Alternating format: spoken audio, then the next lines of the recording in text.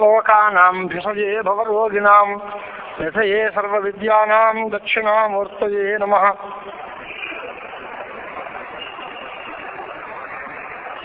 సర్వోపప్లవరహిత ప్రజ్ఞానఘన ప్రత్యగర్థో బ్రహ్మైవాహమస్మి. సభాయే నమః. మనం వేదాంత సిద్ధాంతాల్లో ఉత్తమాధికారికి ఉపదేశం అనేది చతుర్థ తరంగంలో ఆరంభించుకున్నాం. దాంట్లో తత్వదృష్టి అనేటువంటి కొడుకు శుభసంతతి గారి పెద్దబ్బాయి ఆయన గురువు గారిని అడిగాడు, నాకు అత్యంత ఆనందం కావాలి, దుఃఖ నివృత్తి కావాలి, దీనికి మార్గాలు చెప్పండి అన్నాడు. అంటే గురువు గారు అన్నారు, ఈ రెండు ప్రశ్నలు కూడా అవసరం లేదయ్యా, నీకు ఆనందం కావాలి అన్నదేమిటి, నువ్వు ఆనంద రూపుడివే అయ్యున్నావు, నీకు ఆనందం కావాల్సిన పని ఏమీ లేదు, ఈ కోరిక అక్కర్లేదు. నేను ఆనందం అయితే మరి నాకెందుకు ఈ విషయాల మీద ఎందుకు వెళుతోంది అంటే నిన్న మనము వీలైనంత సరళంగానే అనుకున్నాం. బుద్ధి ఎక్కడ ఏకాగ్రంగా ఉంటుందో అక్కడ ఆనందం ప్రతిఫలిస్తుంది. ఒక విషయం మీద బుద్ధిని కేంద్రీకరిస్తే ఆ విషయం వల్లే ఆనందం వచ్చింది అని అనిపిస్తుంది. అలా విషయాల మీదకి ప్రసరించకుండా ఆత్మవైపే కనుక బుద్ధిని అట్టే పెట్టగలిగితే, ఏకాగ్రం చేయగలిగితే అప్పుడు నిరంతరం మనకి ఆనందమే భాషిస్తూ ఉంటుంది. అంటే జ్ఞానికి కూడా విషయ సుఖాలు ఉంటాయా అని అడిగితే జ్ఞాని కూడా ఆ టైములో అజ్ఞాని లాగా ప్రవర్తిస్తాడు అని సమాధానం చెప్పారు గురువు గారు నిన్న. వ్యవహారంలో ఇద్దరికీ సమానంగానే ఉంటుంది. పూర్తి అజ్ఞాని ఎలా వ్యవహరిస్తాడో జ్ఞాని కూడా విషయ సుఖాలు అనుభవించే కాలంలో అజ్ఞాని లాగా కనిపిస్తాడు. కానీ ఎప్పుడైతే విషయోచ్ఛ ఉంటుందో అప్పుడు ఆనందం ఉన్నప్పటికీ స్వస్వరూపం కంటే వేరుగా మాత్రం ఉండదు అతనికి. ఇది కేవలం ఆ బ్రహ్మ యొక్క ఛాయ, బ్రహ్మానందము యొక్క ఆభాస అని అనుకుంటూ ఆనందాన్ని అనుభవిస్తాడు జ్ఞాని అయితే. అజ్ఞాని అయితే ఈ ఆనందం అంతా దీనిది అనుకుంటాడు. అంటే మనం ఎప్పుడైనా ఒక వస్తువుని ఆస్వాదిస్తూ ఉంటే ఇది పరమాత్మది, ఇవాళ మనం దీని సుఖాన్ని దీని ఫలితాన్ని పొందే అవకాశం ఆయన ఇచ్చాడు మనకి అనుకుని తినేవాళ్ళు ఉంటారు కొంతమంది. ఇది కాదు, ఇది నాదే, నేను కష్టపడి సంపాదించుకున్నాను, దీనికి హక్కుదారుని నేను, ఈ ఫలం నాది, ఈ ప్రయత్నం నాది అనుకునే వాళ్ళు ఉంటారు. ఈ రెండింటిలో ఎంత తేడా ఉందో తిన్న ఇద్దరికీ సమానమే. కానీ ఇది పరమేశ్వరుడు మనకి ఇవాళ అనుగ్రహించాడు అనే ఆనందంతో అనుభవించేటువంటి వాడు ఆలోచన విధానం వేరు. అది కాకుండా నేను కష్టపడి సంపాదించుకున్నాను కనుక నేను తింటున్నాను అనేటువంటి ఆలోచన విధానం వేరు. అజ్ఞాని ఈ రకంగా తన అహంకారాన్ని ప్రదర్శిస్తాడు. జ్ఞాని అయితే విషయాల్లో కూడా సుఖాన్ని చూస్తూ ఉన్నా ఇది బ్రహ్మానందము యొక్క ఛాయ మాత్రమే, ఇది ఆనందాన్ని ఇచ్చేది కాదు, దీంట్లో ఆనందం లేదు అని దీన్ని మనం ఎందుకు చేస్తున్నామయ్యా అంటే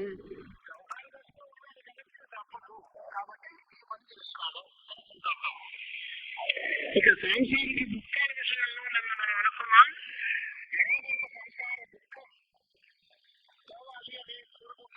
అంటే నీకు దుఃఖం ఎప్పుడు లేదయ్యా, అసలు ఏ దుఃఖాన్ని ఎందుకు పోగొట్టుకుంటావు, ఎవరికీ దుఃఖం లేదు కాదండి, సంసారం ఉంది కదా అని. సంసారమే లేదు ఎక్కడ. సంసారము బ్రహ్మ కంటే వేరేగా ఎక్కడైనా ఒకటి ప్రసిద్ధమైతే అప్పుడు ఆ సంసారం వల్ల దుఃఖం వచ్చింది అనుకోవడం. కానీ బ్రహ్మ కంటే వేరేగా జగత్తు లేదా సంసారము అనేది పిలపడేటువంటి ఈ ప్రపంచము నిజానికి లేదు, ఇదంతా కల్పితమే. కాబట్టి సాంసారికమైన దుఃఖాలు ఉన్నాయండి, నాకు లావాదేవీలు ఉన్నాయండి, బాధరబందీ ఉందండి అంటున్నావు. అన్నీ ఎక్కడ ఉంటాయి? సంసారమే లేకపోతే సాంసారికమైన బాధలు ఎక్కడొస్తాయి నీకు అని అడిగాడు. ఆ తర్వాత మళ్ళీ శిష్యుడు ఏం ప్రశ్నించేదంటే అసలు అస్వస్థమైన సంసారం ఎలా కనిపిస్తోందండి అని. మీరేమో సంసారం లేదంటున్నారు, మా అందరికీ అనుభవంలో సంసారం ప్రపంచం తెలుసుకోండి, లేని వస్తువు ఎలా తెలుస్తుంది అని అంటే సంసారం అంతా ఈ సంసారము యొక్క జ్ఞానము మిథ్య అని సమాధానం చెప్పాడు. అంతవరకు నిన్న వచ్చాం మనం. అయితే మిథ్య అంటే ఎలాగా, ఉదాహరణ ఏమిటి అని అంటే స్వప్న కళలో మనం కనిపించే పదార్థాలు కానీ, లేదా కొంతమంది ఆకాశం నీలంగా ఉంది అంటారు. ఆకాశంలో కొన్ని బొమ్మలు ఏనుగులాగా ఉంది, లేదా పర్వతాలలాగా ఉంది అంటాం. ఆకాశం పర్వతంలాగా ఉండడం ఏంటయా, ఆకాశం నీలంగా ఉండడం ఏంటి? అవిద్యమానేది ఆకాశే తలవలని బాలా స్థలమనత అధ్యస్యంది అని శంకరాచార్య వారి భాష్యంలో రాస్తారు. ఆకాశంలో రంగు ఏమి ఉండదు, కానీ నీలం ఆకాశం, నల్లగా నీలాకాశం, వినీల ఆకాశంలో అంటూ ఉంటాం మనం. నీలమైన ఆకాశం ఏమిటి? ఆకాశానికి నీల రూపం ఉంటుందా? ఉండదు. కానీ లేకపోయినా ఉన్నట్టుగా మనం ఆరోపిస్తాం. ఆ మబ్బు నల్లగా ఉండటం వల్ల ఆ మబ్బుల వెనకాల ఉండే ఈ ఆకాశాన్ని కూడా మనం నల్లగా ఉంది అని అనుకుంటాం. మనం అలాగే మరొక రజ్జువు యందు సర్పం కనిపిస్తుంది అనుకో, తాడును చూసి పాము అనుకుంటాం. తాడులో పాము ఉందా అంటే లేదు, లేని పాము తాడులో కనిపిస్తుంది. ఎలా కనిపిస్తుంది అని అంటే దీనికే మిథ్య అని పేరు పెట్టాము అన్నారు. అప్పుడు ఈ మిథ్య అనేటువంటి దగ్గర ఖ్యాతి అనేటువంటి వాదాలు కొంతమంది చేస్తున్నారు. అంటే లేని వస్తువు ఇక్కడ ఎలా కనిపిస్తోంది, ఇది భ్రమ. భ్రమ అంటే ఏంటి? మనం ఒకరిని చూసి ఇంకోటి అనుకుంటాం, ఓ వస్తువుని చూసి ఇంకో వస్తువు అనుకుంటాం. తలతల మెరుస్తోంది, వెండి ఏమో అనుకుని వెళ్ళాం, కాదురా ముచ్చుకు చెప్పా ఇది మ్యాంగనీస్ ముక్కలు, అంతకంటే కాదు, ఇది వెండి కాదు అనుకున్నాడు. లేదా ప్రయాణం చేస్తున్నాం వేసవి కాలంలో, రోడ్డు మీద మంచి తారు రోడ్డు మీద నీళ్లలాగా కనిపించింది, ఎండమావి నీళ్లు కాదు అని ముందు అనుకుంటాము. మనం ముందు నీరనే అనుకుంటాం, ఆ దగ్గరికి వెళ్ళిన తర్వాత ఇది మామూలేలే, ఎండమావేలే, నీళ్లు కాదు అనుకుంటాం.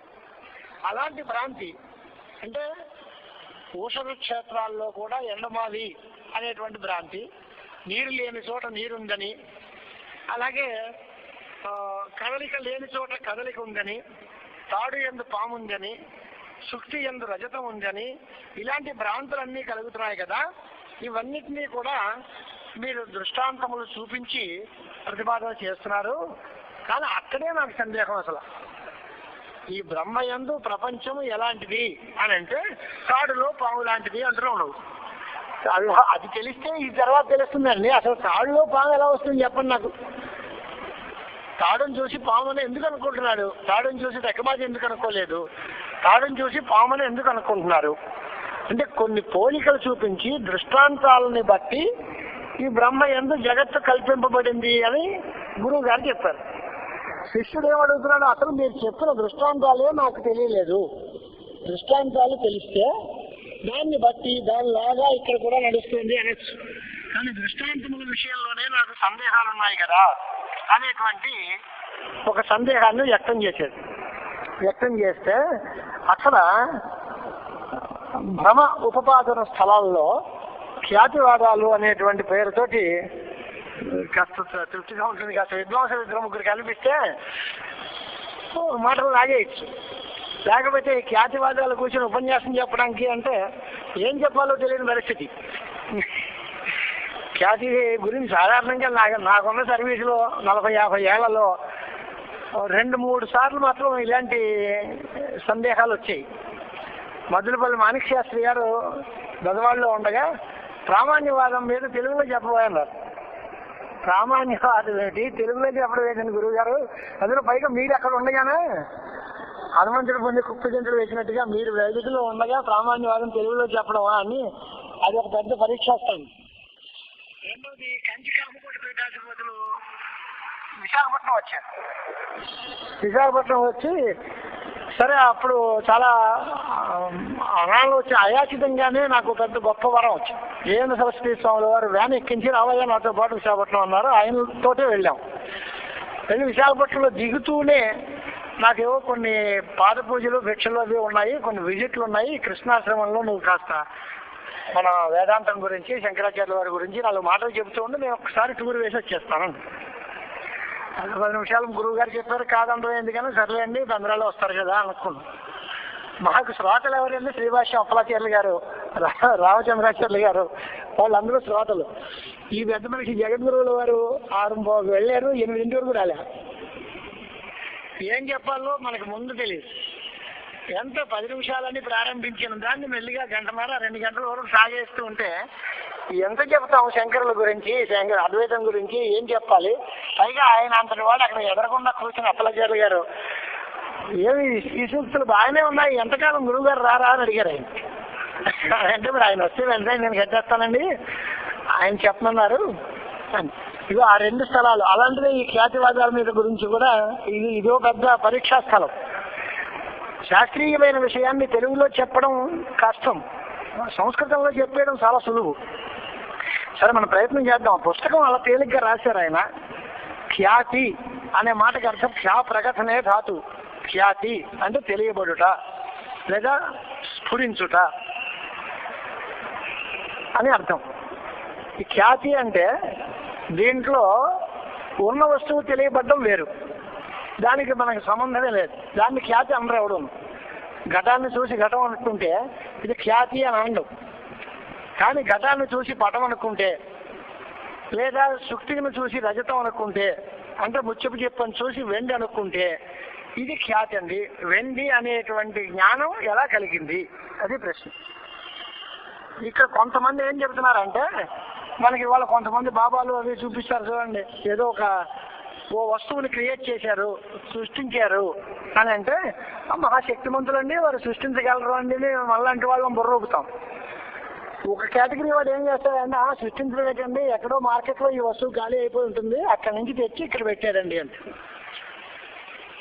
అంటే ఇక్కడ సృష్టించాడు అంటే ఎక్కడో ఆ వస్తువు ఖాళీ అయిపోయింది, ఆ వస్తువు ఇక్కడికి తీసుకొచ్చారు శక్తి చేత, ఇక్కడ చూపించారు తప్ప వెళ్ళిన వస్తువు ఎలా వస్తుందండి అంటే అది కూడా శాస్త్రీయమే. అది కూడా ఒక దార్శనికులు చూపించిన మార్గమే. ఆపనస్థ రజతమే ఇక్కడ భాషిస్తుంది, కొట్లో ఉన్న వెండే ఇక్కడ వెండిగా భాషిస్తుంది అనేవాళ్ళు కొంతమంది. లేదు అసలు వెండి ఉండదు, లేకపోయినా సరే వెండే భాషిస్తుంది. లేని వెండి ఎలా భాషిస్తుందండి అంటే దానికి తగిన దోషాలు ఉపపాదన చేసి లేని వస్తువు కూడా భాషించడానికి తగిన అవకాశాలు ఉంటాయి అనేది ఉపపాదన కొంతమంది చేశారు. అసలు వెండి లేదు ఏం లేదు, నువ్వు అలా అనుకుంటున్నావు అంటే నీ బుద్ధే ఆ వెండి అనే ఆకారాన్ని ధరిస్తుంది, నీ బుద్ధే ఆ రకంగా మారుతుంది, అప్పుడు వెండి అనిపిస్తుంది నీకు. అక్కడ వెండి ఉళ్ళకే వెండి ఉండదు, కానీ నీవు అలా అనిపిస్తుంది అంతే. అది క్షణిక విజ్ఞానాత్మవాది బౌద్ధ మతంలో నీ విజ్ఞానమే ఆ విషయాకారంగా మారుతుంది అని కొంతమంది అన్నారు. కొంతమంది ఏమన్నారంటే అసలు ఖ్యాతే లేదండి, అక్కడ వెండి అనే జ్ఞానం ఉండదండి అని కొంతమంది అన్నారు. మరికొంతమంది అన్నారు అక్కడ రజతం అనేది కొత్తగా పుడుతుంది, అది ఉందంటే ఉంది అనడానికి లేదు, లేదనడానికి లేదు. వేదాంతం అంటే ఉందంటే ఉంది, లేదంటే లేదు.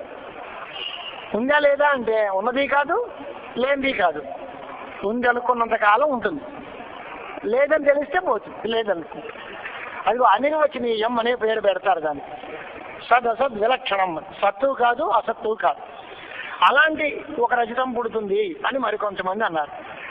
ఈ ఖ్యాతులు ఆత్మఖ్యాతి, అసత్ఖ్యాతి, అఖ్యాతి, అన్యథాఖ్యాతి, అనిర్వచనీయ ఖ్యాతి అని 5 రకాలైన ఖ్యాతుల గురించి మనం మాట్లాడుతూ ఉంటాం. ఇంకొక విశిష్టమైన ఒక సిద్ధాంతం రామానుజాచార్యుల వారు చెబుతారు. శుక్తిలో కూడా అంటే ముత్యపు చిప్పలో కూడా వెండి యొక్క అవయవాలు కొన్ని ఉంటాయి కదా, అది విశిష్ట ఖ్యాతి. శుక్తి కేవలం ముత్యపు చెప్పు మాత్రమే కాదు, ముత్యపు చెప్పులో కూడా కొన్ని వెండి అవయవాలు ఉంటాయి, వాటితో వెండి అనిపిస్తుంది. అది అలా కాకపోతే ముత్యపు చెప్పని చూసి వెండి మాత్రమే అని ఎలా భ్రాంతి కలగాలి? ఇంకో రాగనో కంచనో ఏదో అనుకోకూడదు. అంటే దాని అవయవాలు కొన్ని దీనిలో కూడా సూక్ష్మంగా ఉన్నాయి కాబట్టి అలాంటి అవయవాలతో తయారైన వస్తువు అనే భ్రాంతి కలుగుతుంది అని వారు ఉపవాదన చేశారు. దీంట్లో ఈ ఖ్యాతులన్నీ ఉచితములా కాదా, ఇలాంటి జ్ఞానం కలగడానికి అవకాశం ఉంటుందా ఉండదా, ఏ జ్ఞానం మంచిది, వేదాంత సిద్ధాంతం ఏమిటి, ఇది మనకి ఇవాళ టాస్క్. దానికోసం ప్రారంభిస్తున్నారన్నమాట. ఖ్యాతి అంటే శూన్యవాది, అసత్ఖ్యాతి చెప్తారు. శూన్యవాది అంటే బౌద్ధుల్లో ఒక రకం, దాంట్లోనే బౌద్ధుల్లోనే ఇంకొక రకం ఉన్నారు, వాళ్ళు అసలు క్షణిక విజ్ఞానాత్మవాదులు. క్షణిక విజ్ఞానవాది అయిన వాడైతే ఆత్మఖ్యాతి అంటారు. నైయాయికులు లేదా వైశేషికులు వీళ్ళందరూ అన్యథాఖ్యాతి అంటారు. సాంఖ్యులు, ప్రాభాకరులు వీరందరూ కూడా అఖ్యాతి అంటారు. ఇదం రజతం అనేది ఉంది అనుకోండి. ఇదం రజతం అంటే ఇది వెండి. దగ్గర ఒక జ్ఞానమా, ఇది రెండు జ్ఞానాలా అని అంటే రెండు జ్ఞానాలు అంటారు వాళ్ళు. ఇది అనే అంశం ఒకటి, వెండి అనే అంశం ఒకటి. ఇది అనే అంశం కళ్ళతో చూసి ఇది అన్నాం. అన్న తర్వాత వెంటనే వెండి జ్ఞాపకం వచ్చింది, వెండి అన్నాం. ఒకటేమో అనుభవం, రెండవ అంశం స్మరణం. ఈ అనుభవం స్మరణము రెండు కలిపి భ్రమగా కనిపిస్తోంది మీకు. అంటే పురోవర్తిని పూర్వదృష్టస్య అభేదావగాహి జ్ఞానం. ఎదరకుండా కనిపించే వస్తువు వేరు, మనకి గుర్తొచ్చిన వస్తువు వేరు. అది ఇది ఒకటే అంటాం. ఎలా అంటారండి అంటే లోకంలో ఉదాహరణ చూస్తాం. నిన్న మనం వెళుతూ ఉంటే చీకట్లో ఓ మొద్దులాగా కనిపించింది. ఒక 6 అడుగులు ఎత్తు ఒక చెట్టు మొద్దులాగా, కొమ్మలు రెమ్మలు ఏం కనపడలేదు. ఓ దిమ్మ, ఓ చిన్న పిల్లర్ అనుకుందాం మనం మన భాషలో, ఓ స్తంభంలాగా కనపడింది. ఆ తర్వాత కాసేపు నిదానంగా చూసాడు, లైట్ వేసాడు. ఓహో స్థాను పురుష అని. మనం వద్దనుకున్నామే, కాదురా అది మనిషి. స్థానువు మనిషి ఎలా అయిపోతాడు? స్థానువు వేరు, మనిషి వేరు. మనిషి స్థానువు కాదు అని మనకి తెలుసు, కానీ స్థానువు అని చూసాం, మనిషి అనుకుంటున్నారు. ఎలా తెలిసింది అంటే స్థానువుకి మనిషికి అభేదం చెబుతున్నాం. ఎలా చెబుతున్నాం అని అంటే దేన్ని మనం స్థానువు అని ఇందాక అనుకున్నామో అది ఇప్పుడు మనిషి అని గుర్తించాం. మొదటగా స్థానువు అనుకున్నప్పుడు మనిషి అని తెలియదు, ఇప్పుడు మనిషి అని తెలిసినప్పుడు స్థానువు అని తెలియదు. కానీ ఈ రెండింటినీ కలిపి ముడేడతాం. స్థాను పురుష అనేటువంటి జ్ఞానం. ఎవడైతే చోడహాన్, ఇది బాధాయాం సామానాధికరణ్యం అనే ఒక కొత్త విలక్షణ ప్రక్రియ. రెండు వస్తువులు ఒకే చోట ఉండి ఆ ఒకే వస్తువుల్లో రెండు ధర్మాలు కనుక ఉంటే ఆ ధర్మములతో కూడిన రెండింటికి సామానాధికరణం చెప్తాం. ఉదాహరణ నల్ల కలువ అన్నాం, నీలం ఉత్పలం.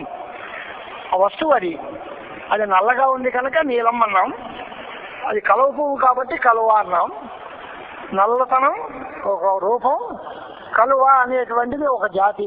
అవి రెండు దాని మీద ఉన్నాయి, వస్తువు ఏందే. అలాగే తెల్లటి వస్త్రము, తెలుపు అనే గుణం. వస్త్రము అనేటువంటిది ద్రవ్య పదార్థం, దాని ఎందు ఉండే జాతి. ఈ రెండు అక్కడే ఉన్నాయి. మనకి ఇలాగే అధ్యాపకోసం బ్రాహ్మణ, వాడు క్రియను బట్టి అధ్యాపనం చేసేటువంటి వాడు, జాతిని బట్టి బ్రాహ్మణుడు. ఒకటే వ్యక్తి, ఒకే వ్యక్తి ఎందు రెండు ధర్మాలు ఉంటే ఆ రెండు పదాలకి సామానాధికరణ్యం చెబుతాం. ఏక విభక్తిగత్వేసతి ఏకార్థబోధకత్వం సామానాధికరణ్యం అని సిద్ధాంతం. ఒకే విభక్తిలో ఉండే రెండు పదాలు ఒకే అర్థాన్ని కనుక చెబితే వాటికి సమానాధికరణమైన శబ్దములు అని పేరు. ఒకే అర్థాన్ని చెప్పే రెండు శబ్దాలు, ఆ రెండు ఒకే విభక్తిలో ఒకే వచనంలో విశేషణ విశేషాలుగా కనిపిస్తూ ఉంటాయి. కానీ అలాంటివి సామానాధికరణ్యం రెండు వేర్వేరు అని తెలిసినప్పుడు కూడా ఉంటుంది. అది వేదాంతంలో గొప్ప విశేషం. బాధాయాం సామానాధికరణ్యం అంటారు. అభేదే సామానాధికరణ్యం ఉండొచ్చు, కానీ అది రెండు వేర్వేరు అని తెలిసిన, ఒకటి ఉంది ఒకటి లేదు అని తెలిసిన, ఈ రెండింటికి సామానాధికరణ్యం చెబుతాం. ఇవి అలాంటి భ్రాంతి సుప్తౌ ఇదం రజతం రజ్జు అయం సర్ప. ఈ తాడు పాము. తాడు పాము ఎలా అయింది అంటే పాముని అనుకున్నంత కాలం ఆ పాముగా ఉంది, తర్వాత తాడని తెలిసింది, పాము కాదని తేలిపోయింది. ఇందాక మనం పాము అనుకున్నది కాస్త తాడేం రాబాయ్ అనే నిర్ణయానికి వచ్చాం మనం. ఇప్పుడు రజ్జువుకి సర్పానికి అభేదం చూపిస్తున్నాం. దాన్ని ఎలాగా ఉపపాదన చేయాలి అనేది మనకి ప్రక్రియ అన్నమాట. ఇప్పుడు రజ్జువు యందు సర్పం ఉందా లేదా వాళ్ళ అభిప్రాయం, శూన్యవాదుల యొక్క అభిప్రాయం ముందు చెప్తున్నారు. శూన్యవాదులు ఏమంటారంటే తాడులో పాము అసలు లేనే లేదు. అయితే పాము అసలు ఉంటుందా ఉండదా అని అంటే పాము ఎక్కడా కూడా ఉండదు అని వాళ్ళ సిద్ధాంతం. ఇప్పుడు మనమందరం ఏమనుకుంటున్నాం అంటే తాడులో పాము లేదు, కానీ పాము మామూలుగా ఏదో పుట్టలో ఎక్కడో అక్కడ ఉంటుంది కదా పాములు అనేది. పుట్టలో ఉన్న పాము ఇక్కడ కనిపించింది అంటున్నాం మనం. కానీ వాళ్ళు ఏమంటారు పుట్టలో కూడా పాము లేదు, పాము అనే పదార్థం లోకంలో లేదు, వంధ్యాపుత్రుడు లాంటిది. అత్యంత అసత సర్పస్య రజ్జవు ప్రతీతిర్భవతి అని. ఈ అస్సలే లేనటువంటి దాన్ని ఇక్కడ మనం తెలుసుకుంటున్నాం. దీనికి అసత్ ఖ్యాతి అని పేరు. అంటే లేని పదార్థం భాషిస్తుంది. లేని పదార్థం ఎలా భాషిస్తుందండి అంటే వాళ్ళు వేదాంతాలు చెప్తున్నారు. అసద్వాయుధం అగ్ర ఆసీత్ తతో వై సత్ జాయత అంటున్నారు. ఇది సృష్టి మొదట్లో మొత్తం అంతా అసత్తే ఉంది, ఏమీ లేదు. దానిలోంచి సద్రూపమైన నామరూపాత్మకమైన ప్రపంచం పుట్టింది. ఇది అసత్కార్యవాదం. అసత్తులోంచి ఈ వ్యక్తి ఆవిర్భవించింది. అలాగే అసత్తైన వస్తువే, లేని వస్తువే మనకి ఉన్నట్టుగా అనిపించింది అని అసత్ఖ్యాతి వాళ్ళు చెప్పారు. ఆత్మఖ్యాతివాది బౌద్ధులు ఏమంటున్నారు అంటే సర్వ పదార్థములు కూడా జ్ఞానము యొక్క ఆకారాలే, జ్ఞానం కంటే వేరే వస్తువు ఉండదు అని వాళ్ళ సిద్ధాంతం. ఓ కొండ అంటే కొండ అనేబడే జ్ఞానము, మనిషి అంటే మనిషి అనబడే జ్ఞానము, ఆవు అంటే ఆవు అనబడే జ్ఞానము, అదే వాళ్ళ సిద్ధాంతం. సర్వం వస్తు క్షణికం విజ్ఞానం. ఏ వస్తువైనా సరే ఒక్క క్షణమే ఉంటుంది, రెండో క్షణంలో పోతుంది. అది కూడా జ్ఞాన రూపంగానే ఉంటుంది తప్ప జ్ఞానం కంటే ఒరిజినల్ గా ఫిజికల్ ఎగ్జిస్టెన్స్ అనేది ఏ పదార్థానికి మేము ఒప్పుకోము అనేది వాళ్ళ అభిప్రాయం. అలాంటప్పుడు రజ్జువు యందు కానీ రజ్జువు కంటే వేరే చోట కానీ ఎక్కడా కూడా సర్పం అనేటువంటిది లేదు. సర్పమే కాదు, అసలు వస్తువులన్నీ కూడా ఎక్కడ బుద్ధి కంటే వేరేగా ఎక్కడా కూడా బయట పదార్థములు ఉండవు. ఓ రోజు ఈ శాస్త్రీయమైన విచారణ అద్వైత సిద్ధిలో మాట్లాడుతూ ఉంటే రాణి శాస్త్రి గారు అన్నారు, మనకి చాలా దగ్గర వాళ్ళు అయ్యేవాళ్ళు, వేదాంత సిద్ధాంతానికి చాలా దగ్గర వాళ్ళు బౌద్ధులు అన్నారు. కారణం ఏంటి అంటే ప్రపంచం అంతా లేదు, అంతా జ్ఞానం ఒకటే అన్నంత వరకు వాళ్ళదే మంది ఒకటే కదా. అది కాస్త క్షణిక విజ్ఞానం అని వారు అన్నారు, నిత్య విజ్ఞానం అని మనం అన్నాం, అంతకంటే తేడా ఏం లేదు వాళ్ళకి మనకి అన్నారు. చాలా చాలా ఆశ్చర్యం. బౌద్ధులు మనకి ప్రధాన ప్రతిపక్షులు అని పేరుగా అనుకుంటామా, కానీ వాళ్ళు చెప్పింది ఏంటి, విశ్వవిద్యాత్వానికి చాలా దగ్గరకు వచ్చేసారు. ప్రపంచం లేదు, ప్రపంచంలో పదార్థములు లేవు, అంతా ఉన్నది జ్ఞానమే అన్నంత వరకు వేదాంతానికి వాళ్ళకి సమానమే. వేదాంతం ఏం చెప్తున్నారు, ఆ జ్ఞానం నిత్యమైన విజ్ఞానము, అది బ్రహ్మస్వరూపము అంటున్నారు. వాళ్ళు మాత్రం ఏ వస్తువన్నా క్షణికమైన విజ్ఞానము. ఆ ధార అలా వరుసగా పుడుతూ ఉంటుంది.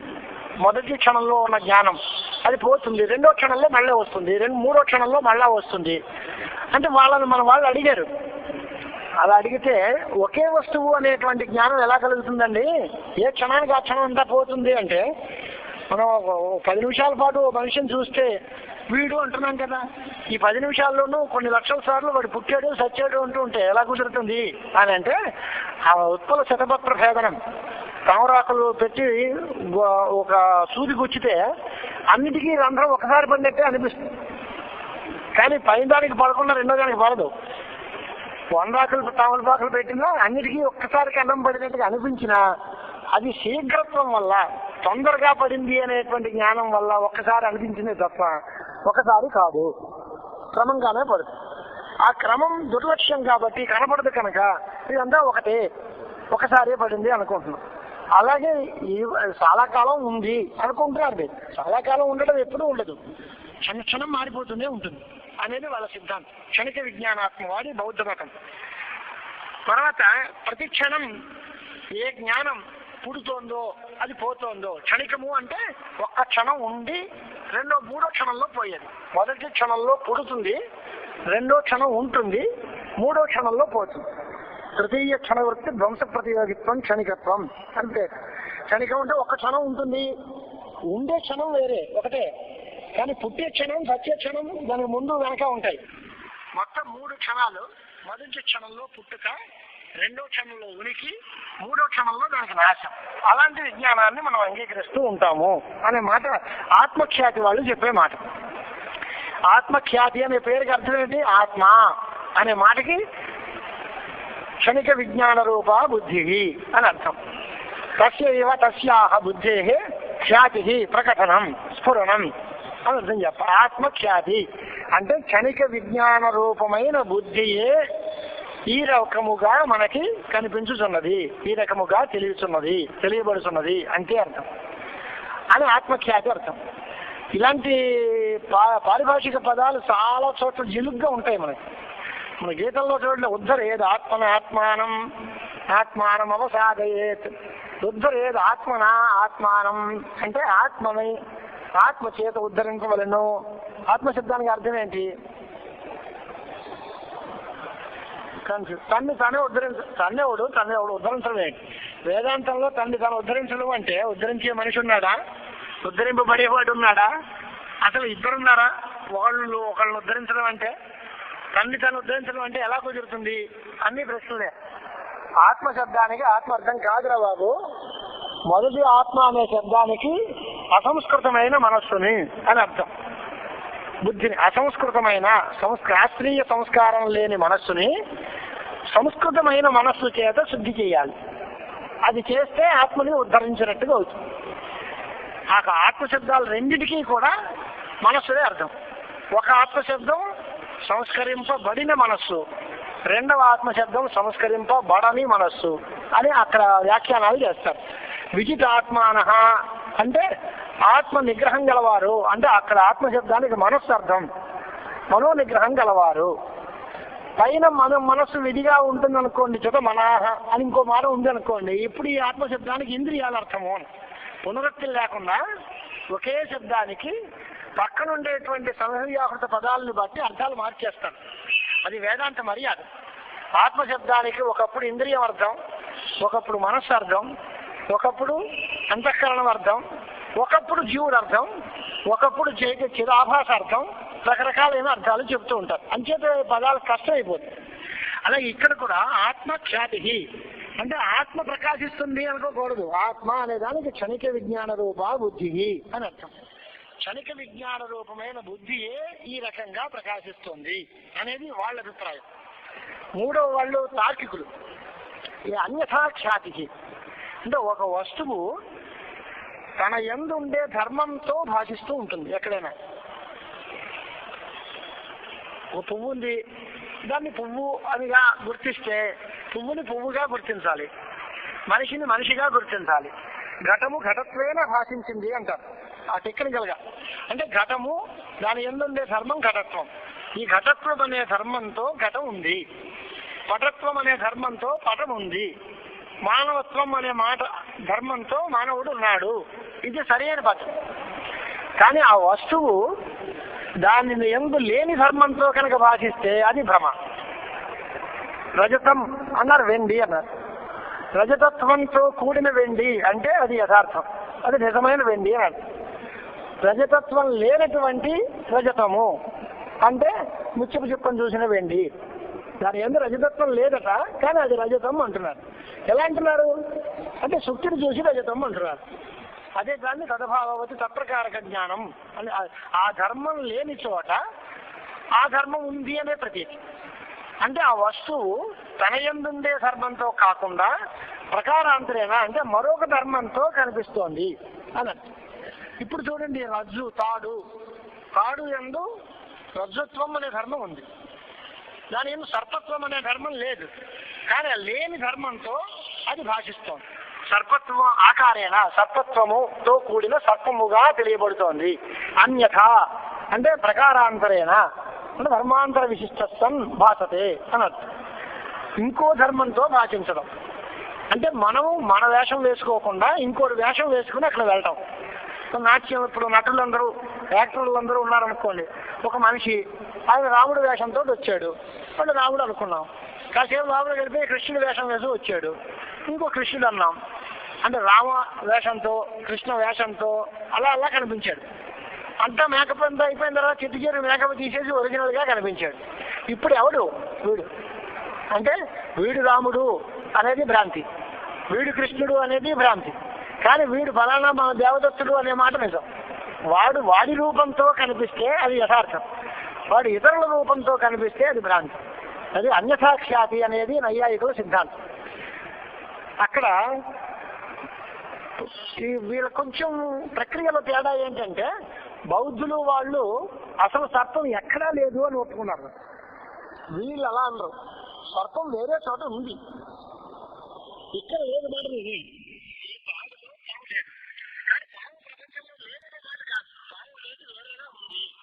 వేరే ఉన్న చోట ఆ పాముని మనం కళ్ళారా చూడలేం, ఎందువల్ల దూరంగా ఉంది కనుక. వ్యవహితంగా ఉంది కాబట్టి. ఓ మధ్యలో చాలా దూరం ఉంది, లేదా అనేక వస్తువులు అడ్డంగా ఉన్నాయి. మనం గోడ అవతల ఉంటే వస్తువు చూడలేం, చాలా దూరంగా ఉంటే చూడలేం, అలాగే చాలా దగ్గరగా ఉంటే కూడా చూడలేం. కంటికి అడ్డంగా పెట్టేసుకుంటే ఏం కనపడదు, ఫుల్గా బ్లాక్ మొత్తం. పరిమితమైన గౌరవం సౌక్ష్మ్యాత్ సామీప్యాత్ వ్యవధానాత్, ఇది అప్రత్యక్ష హేతువులని. చాలా చిన్న వస్తువు కనపడదు, అతి సమీపంలో ఉన్న వస్తువు కనపడదు, అత్యంతం దూరంలో ఉన్న వస్తువు కనపడదు, మరో వస్తువుతో వ్యవధానం ఉంటే అది కనపడదు. ఇలా అప్రత్యక్షత్వ సాధకమైన యుక్తులు చాలా చెప్తూ ఉంటారు. అలాగే ఈ సర్పము ఎక్కడో ఉన్నా అది మన కంటికి కనపడేటువంటి అవకాశం లేదు. అంటే కంటికి ఆ వస్తువుకి సంబంధం ఉండాలి. మధ్యలో దానికి డిస్టర్బెన్స్ ఏమీ లేకుండా, అడ్డాలు ఏమీ లేకుండా ఉంటే దాన్ని మనం చూసాము, అది ఇది పాము అని తెలుస్తుంది. కానీ ఈ స్థలంలో మాత్రం ఏమవుతుంది అని అంటే, భ్రాంతి స్థలంలో ఆ వ్యవహితమైన సర్పము అంటే మన కంటికి కనపడకుండా దూరంగా ఉన్నది, ఎన్నో వస్తువులతో అడ్డవింపబడిన వస్తువు కూడా కనిపిస్తుంది. అది తేడా. వ్యవహితమైన సర్పం కూడా చక్షుసన్నికృష్టం అవుతుంది. కంటితో చూసినట్టుగా చెప్పేస్తాం, కంటికి కనిపిస్తుంది. ఎక్కడో ఉన్నది ఇలా కనిపించిందిగా నీకు అని అంటే, నిజంగా ఉన్నటువంటి సర్పానికి చక్షురింద్రియానికి మధ్యలో ఏదైనా వ్యవసాయకాలు ఉన్నప్పటికీ ఆ వ్యవహిత సర్పాన్ని చూసేటువంటి శక్తి దోషవశం చేత వస్తుంది. అదే భ్రమ ఉపపాదక దోషాలు. కాచకామలాది దోషాలనండి, లేదా పిత్తాది దోషాలనండి, లేదా వాడి మనస్సులో ఉండేటువంటి ఒక బాగా భయకంపితంలో అయిపోతే, చాలా భయభ్రాంతులతో గురైపోతూ ఉంటే, నీకేదో పాము గండం ఉంది అని ఎవడో జ్యోతిష్కుడు చెబుతాడు. వీడు అడుగుడుగా ఏం చూసినా పాములాగే కనిపిస్తూ ఉంటుంది. ఎవడు చూసినా నిన్ను ఎవడో తంతాడు ఇవాళ సాయంకాలం లోపుగా నీసి వెళ్ళిపోయాడు అనుకోండి. ఎవడైనా వాడి పిల్లల్ని చూసినా వాడు తన్నడానికి వచ్చేటనే అనుకుంటాడు. ఆ భ్రాంతి, ఆ బుద్ధిలో ఆ రకమైన సంస్కారం పడిపోవడం వల్ల ఆ రకమైన చాంచల్యం మనస్సుకు రావడంతో ఇప్పుడు ఏ వస్తువు చూసినా అయ్యో వీడు నాకు చంపడానికి వచ్చాడు. మనం కౌశల్ని చూడండి, వాడు మామూలుగా నీళ్లు తాగుదామని పంచపాత్ర తీసిన గాల్లో కృష్ణపరమాత్మ ఉన్నాడు చంపేయడానికి వచ్చాడు అనుకుంటుంది. అదేంటే అంత భ్రాంతి ఎందుకు ఉంటుంది అంటే, వాడి మనస్సు అంత వికలమైపోయింది. నిన్ను వాడు ఖాయంగా చంపేస్తాడు, నీ దగ్గరే ఉన్నాడు, ఏ రూపంలో ఉన్నాడో నువ్వు వాడిని గుర్తించలేవు, ఏ క్షణంలోనైనా నీ ప్రాణం పోవడం ఖాయం అని అంటే ఇబ్బంది. మన టీవీలు మహాత్యం వల్ల ఇవాళ సాయంకాలం తుఫాను వస్తుంది అన్నారు అనుకోండి,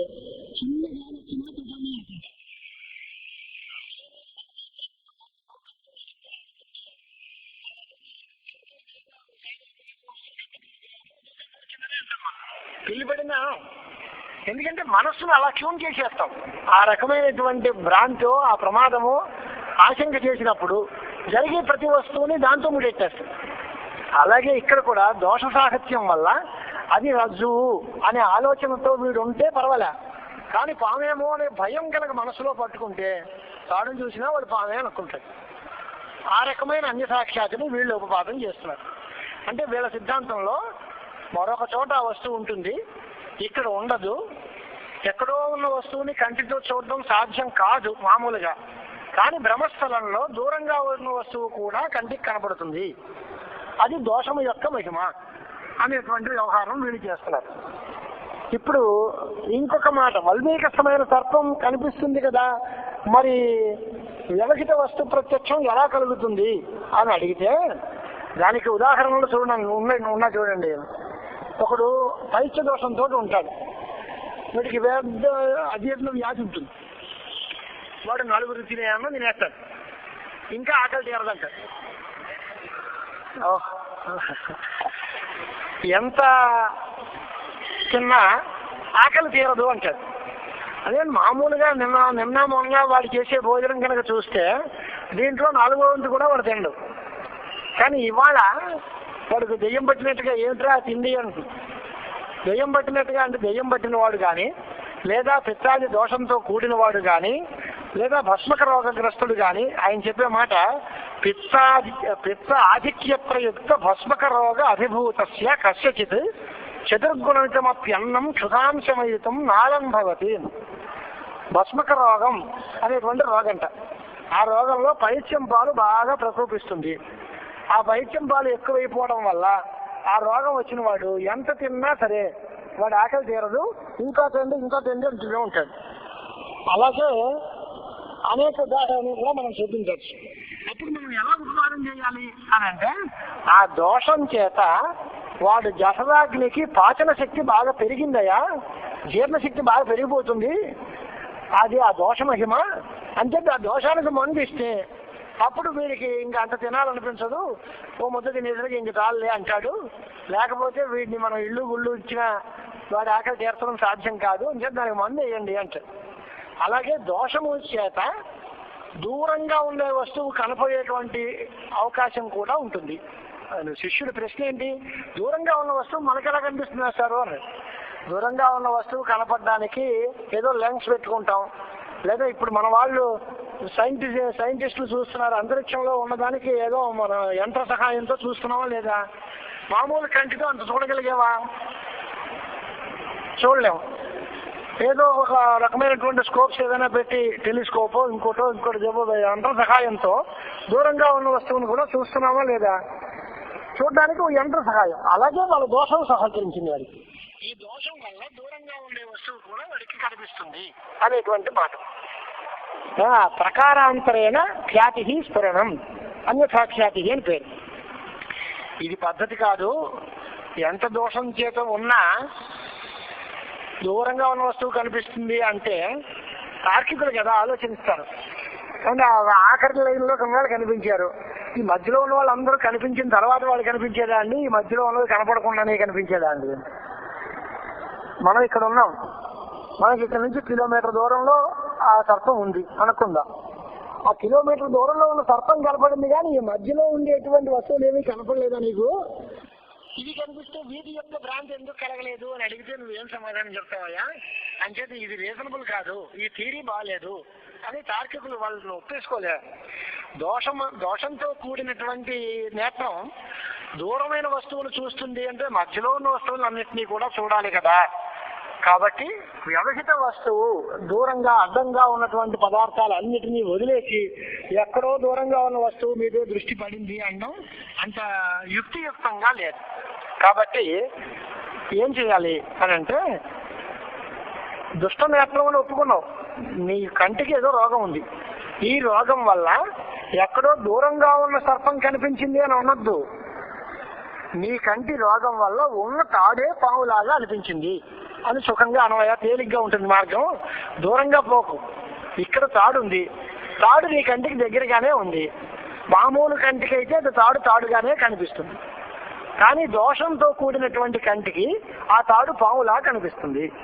ఇది అన్యసాఖ్యాతి అనేది చింతామణికార మతం అంటారు. దీన్ని తత్వచింతామణి అనే పేరుతో ఒక గ్రంథాన్ని రాసి గంగేశోపాధ్యాయుల వారు తర్కానికి చాలా బలం చేశారు. ఆ తార్కిక శిరోమణి అయినటువంటి గంగేశోపాధ్యాయుల వారి మతం ఇది. అయినా దుష్ట నేత్రస్య రజ్జు స్వస్వరూపేణ భాసతే సర్పాత్యాకారేణ తస్మాత్ రజ్జో అన్యథా ప్రకారాంతరేణ సర్పాద్యాకారేణ ఖ్యాతి స్ఫురణం అనేది వారి థియరీ. ఇది కొంత యుక్తంగా ఉంది. ఇక అఖ్యాతి మతం ఇంకోటి ఉన్నాడు, అది కాదండి ఇది వెండి కాంతాన్ని దీన్ని చూసి వెండి అని ఎందుకండి బాధపడ్డం మీరు? ఇక్కడ ఇది ఒక జ్ఞానం కాదు, ఇది రెండు జ్ఞానాలు. మన వాళ్ళు ఇప్పుడు బట్టలు చొక్కాలు వేసుకుంటున్నారు అనుకోండి, ఓ రంగు మొక్క ఒకటి ఇంకో రంగు మొక్క ఒకటి రెండు కలిపేసి కుట్టేస్తే ఇలాంటి గుడ్డ ఎలా తయారవుతుంది అని మనం బుర్ర పక్కల కూడా కావాల్సిన పనే ఉంది. సగం నల్లగాను సగం తెల్లగాను ఉంది ఈ గుడ్డ, ఎలా వచ్చిందండి అంటే సగం రంగు వేసేయడండి సగం రంగు వేయలేదండి అని ఒకటి అంటాడు. ఒకటి తెల్లదాని మీద సగం నలుపు రంగు వేసేయడండి అంటాడు, ఇంకోటి నల్లదాని మీద తెలుపు రంగు వేసేయడండి అంటే. అసలు ఎందుకనాలయ్యా, నల్లగొడ్డ ఒకటి తెల్లగొడ్డ ఒకటి రెండు కలిసి కుట్టాము, సుఖంగా ఉంది కదా, ఎందుకు ఈ బాధ మాకు? అలాగే ఈ జ్ఞానంలో రెండు అంశాలు ఉన్నాయి. ఒకటి ఇదమాకార అంశం, రెండోది రజతాకార అంశం. అది స్మృతి, ఇది ప్రత్యక్షం. ఈ రెండిటి యొక్క కలయికే భ్రాంతి. భ్రమాత్మక జ్ఞానం ఒకటి కాదు. భ్రమాత్మక జ్ఞానంలో రెండు భాగాలు ఉంటాయి. రెండు భాగాల్లో ఒకటి ప్రత్యక్షంగా కనిపిస్తుంది, ఇంద్రియం వల్ల కలుగుతుంది. రెండోది జ్ఞాపకం వచ్చే అంశం. అది ఏది జ్ఞాపకం వస్తే ఆ అంశం భాషిస్తుంది. నీకు సర్పమే ఎందుకు జ్ఞాపకం వచ్చిందో నువ్వెవరికి చెప్పడానికి నాకు ఏది గుర్తొస్తుందో ఏమో ఎవరు తెలుసు. వరుసగా అనుభవించిన అన్నీ అదే వరుసలో జ్ఞాపకం రావాలని నియమం లేదు. స్మరణం సంస్కారాధీనం. ఏ సంస్కారం వల్ల ఏ స్మృతి కలుగుతుందో మనకు తెలియదు. మరి సర్పం ఎందుకు కనిపించింది అంటే దానికి దీనికి చిన్న పోలికలు ఉండడం వల్ల చాకచక్యము, మందాంధకారము మొదలైనటువంటి సహకారి సంపద వల్ల సర్పం స్మృతి పథంలోకి వచ్చింది, జ్ఞాపకం వచ్చింది. వస్తే ఇదం రజతం అన్నాడు. అంటే ఈ రెండు జ్ఞానాలు కలయిక, దీన్నే భ్రమ అంటాము అనేది ప్రభాకరుడు వాళ్ళు అందరూ అంగీకరించిన మతం. వాళ్ళు ఏమంటున్నారంటే అసత్యాతి. ఇప్పుడు వాళ్ళ మతాన్ని వాళ్ళు చెప్పుకుంటే బాగానే ఉంది, కానీ వాళ్ళది బలం చేసుకోవడం కోసం వెనక చెప్పిన 3 రకాల మతాలు బాగులేవండి అన్నాడు. అది ప్రారంభం. పాపం మనం శ్రీభాష్యం తీస్తే ముందు ఆచార్య శంకరులు చెప్పినది తప్పు అని ప్రారంభిస్తారు. నువ్వు చెప్పేది ఎడవయ్యా, నీకెందుకు, ఆయన చెప్పిన తప్ప నీకెందుకు, ముందు ప్రారంభం వాడు చెప్పిన తప్పు అంటావేంటి, నువ్వు చెప్పింది చెప్పు, నీ మతం చెప్పు అని అంటే వాళ్ళ మతానికి ఎగ్జిస్టెన్స్ ఎప్పుడు వస్తుంది అంటే ఎదరవాడి మతం కాదంటే దాంట్లోంచి పుడుతుంది వీళ్ళ మతం. ఆత్మఖ్యాతి, అసత్ఖ్యాతి, అఖ్యాతి మూడింటిని తీసేస్తే అది ప్రభాకర మతం అవుతుంది. అది ఎలాగంటున్నారు వాళ్ళు అంటే అఖ్యాతి వాళ్ళు చెప్పిన మాట తప్పు.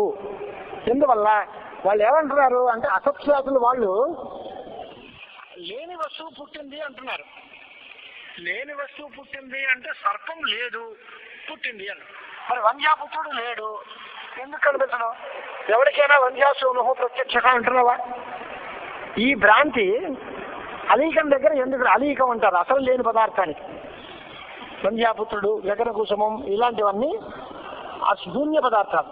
అలాంటి వాటి దగ్గర ఈ భ్రాంతి ఎందుకు లేదు అని అడిగామనుకోండి, వాళ్ళ సమాధానం ఏం చెప్తారు? శశశృంగుడు, శశశృంగము, వంధ్యాపుత్రుడు మొదలైన వస్తువులు కూడా భాషించాల్సి వస్తుంది.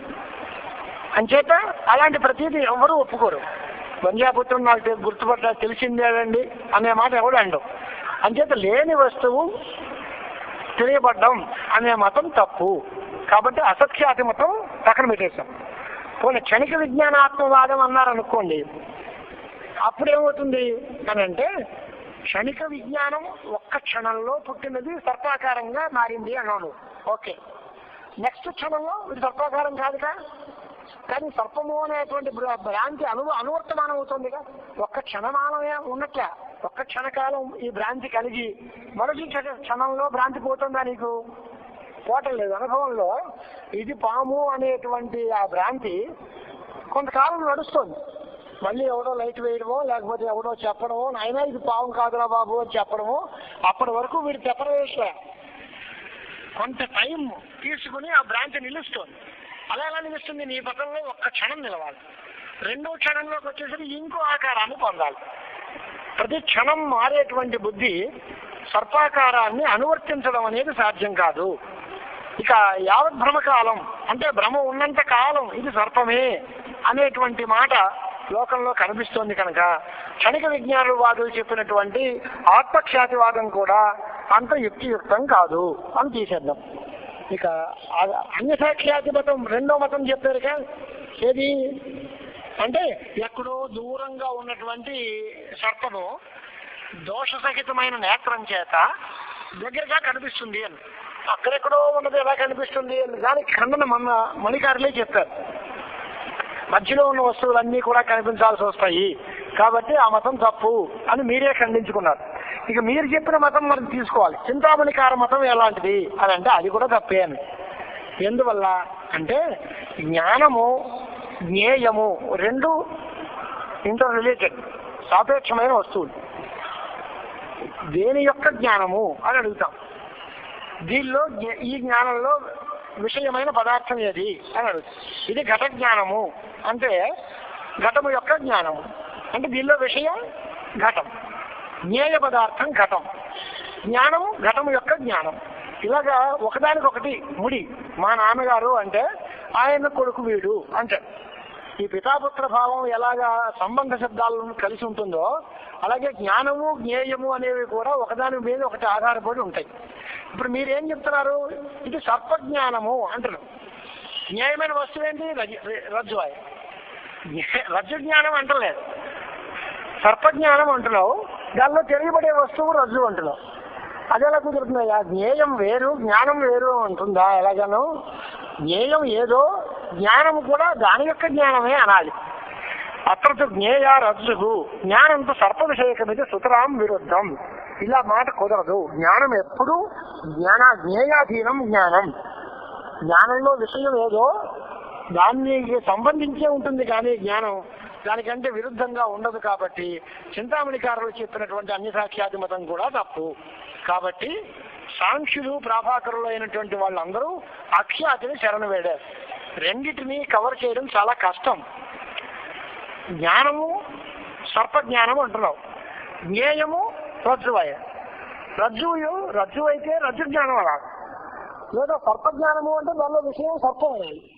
అలా అనకుండా రజ్జువు ఎందు సర్పజ్ఞానం కలిగింది అంటున్నావు. ఇది ఎలా కుదురుతుంది అంటే ఇది ఒక జ్ఞానం కాదు. సర్పాది భ్రమ కాదు ఉన్నప్పుడు ఉండేటువంటి ప్రాసెస్ ఏమిటి, ప్రక్రియ ఏమిటి అంటే ముందు వాడు కన్ను ఉంటుంది.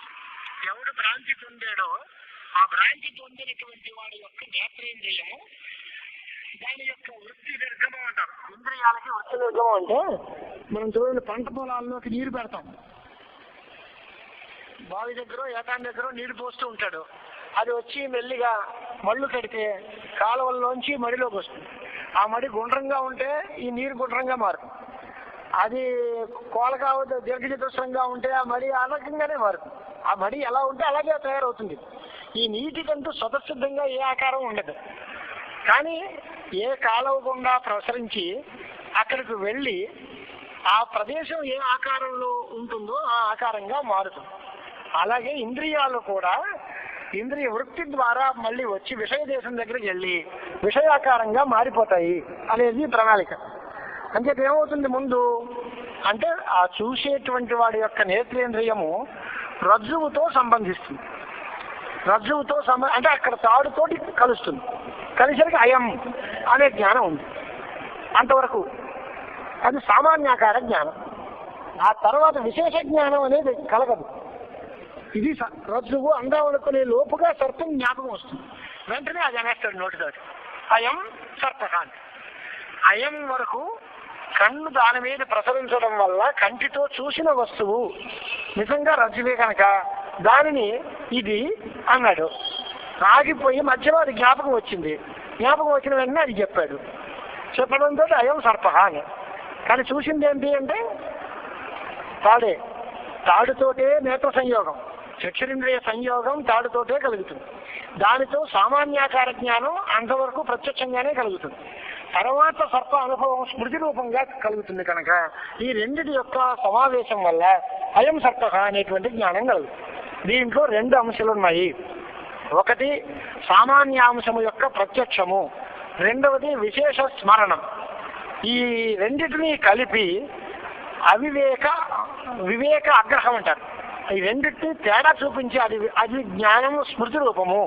అది ఏదో గుర్తొచ్చింది, ఇది నేను చూశాను అనే తేడా తెలియకుండా వీడు రెండు ఒకటే అనుకుంటాడు. అది దోషం, అది భ్రాంతి. నేను దీన్ని చూశాను, ఇది ఇంతవరకు ప్రత్యక్షం. సర్పము గుర్తొచ్చింది స్మృతి అన్నారనుకోండి, అది భ్రాంతి కాదు. కానీ ఆ రెండు ఒకే జ్ఞానం లాగా కలిసిపోయి దానివల్ల అయం సర్ప అనేటువంటి భ్రాంతి కలిగింది అని సాంఖ్యులు ప్రాభాకరులు చెప్పారు. అది అఖ్యాతి మతం. ఇప్పుడు కూడా మనం ఏం చెప్తున్నారు అంటే ఈ అఖ్యాతి మతం కూడా పొరపాటి. నాయన బ్రహ్మస్థలంలో మీరు చెప్పినటువంటి 4 మత ఖ్యాతివాదాలు ఎలాగైతే కాదని నువ్వు అనుకుంటావో ఈ అఖ్యాతి మతం కూడా అది విరుద్ధమే. ఎందువల్ల అని అంటే అయం సర్ప అనే జ్ఞానంలో 2 అంశాలు ఉన్నాయి అంటున్నావు కదా. నువ్వు 2 అంశాలు ఉన్నప్పుడు పురోవర్తి రజ్జువు ఎందు సర్పం ఉందా లేదా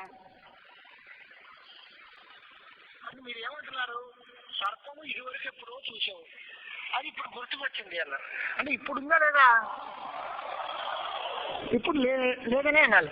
ఇప్పుడు సర్పం కాదు అంటున్నావు. ఇప్పుడు సర్పం కాకపోతే భయం ఎందుకు? ఈ జ్ఞానం ఉన్నప్పుడు అది గుర్తుకొచ్చింది కదా అని భయపడే వాళ్ళు ఎవరైనా ఉంటారా ప్రపంచంలో? ఇది చూసావు, ఇది సర్పము అనుకుంటే భయపడతావు. కానీ ఇది అనుకున్నావు, బాగానే ఉంది. సర్పం గుర్తుకొచ్చినంత మాత్రాన బయట పారిపోవడమో లేక ఒళ్ళంతా చెమటలు పడడమో ఎందుకు కలుగుతుంది? పురోవృత్తి అంటే ఎదరకుండా కంటికి కనిపించే వస్తువు నిజంగా పాము కాదు అని తెలిస్తే నీకు పాము గుర్తుకొచ్చినంత మాత్రాన భయపడి పారిపోవేసినంత అవసరమే ఉంది అని అడిగాడు. అంటే అది కాదు, ఒకే జ్ఞానం అనాలి. అంటే అక్కడ సర్పం ఉంది అని ఒప్పుకోవాలి. ఆ సర్పం ఇక్కడ లేదు అని నువ్వు అంటున్నావు. లేదంటే ఎలా భాషించింది అని అడిగాం. ఎక్కడో ఉంది అంటే ఎక్కడో ఉన్నది ఇక్కడ ఎలా భాషిస్తుందండి, దానికి దీనికి చాలా దూరం కదా అంటాం. అసలు లేనిది కుదరదు, ఎక్కడో ఉన్నది కుదరదు. కనుక మేమేమంటాం చివరికి అని అంటే, రజ్జువు కనిపించినప్పుడు మమ మిథ్యాసర్పో రజ్వామభాత్ అనే అనుభవ బలం వల్ల మిథ్యాసర్పము ఒకటి అక్కడే తయారవుతుంది. అది అనిర్వచనీయమైన సర్పం. అది సత్తు కాదు, అసత్తు కాదు, ఉన్నది కాదు, లేనిది కాదు. జ్ఞానంలో మాత్రం అనిపించేటువంటి సర్పం. అది ఉంది కనుకనే భయము, భీతి, పలాయనము ఇలాంటి కుదురుతున్నాయి. ఇక అలా కాకుండా ఇది సర్పమే కాదు అని అఖ్యాతి మతం చెప్పినా, లేదా అసలు లేనటువంటి సర్పం భాషించిందన్నా, లేని సర్పం భాషిస్తే మనకు ప్రమాదం ఏముంది? లేదన్నా కుదరదు, ఉందన్నా కుదరదు. కానీ మనకి తర్వాత అనుభవం ఏమిటి అంటే, దీని తర్వాత కలిగేటువంటి జ్ఞానాలు దీని తాలూకు నిజమైన స్థితిని చెప్తాయి అన్నది.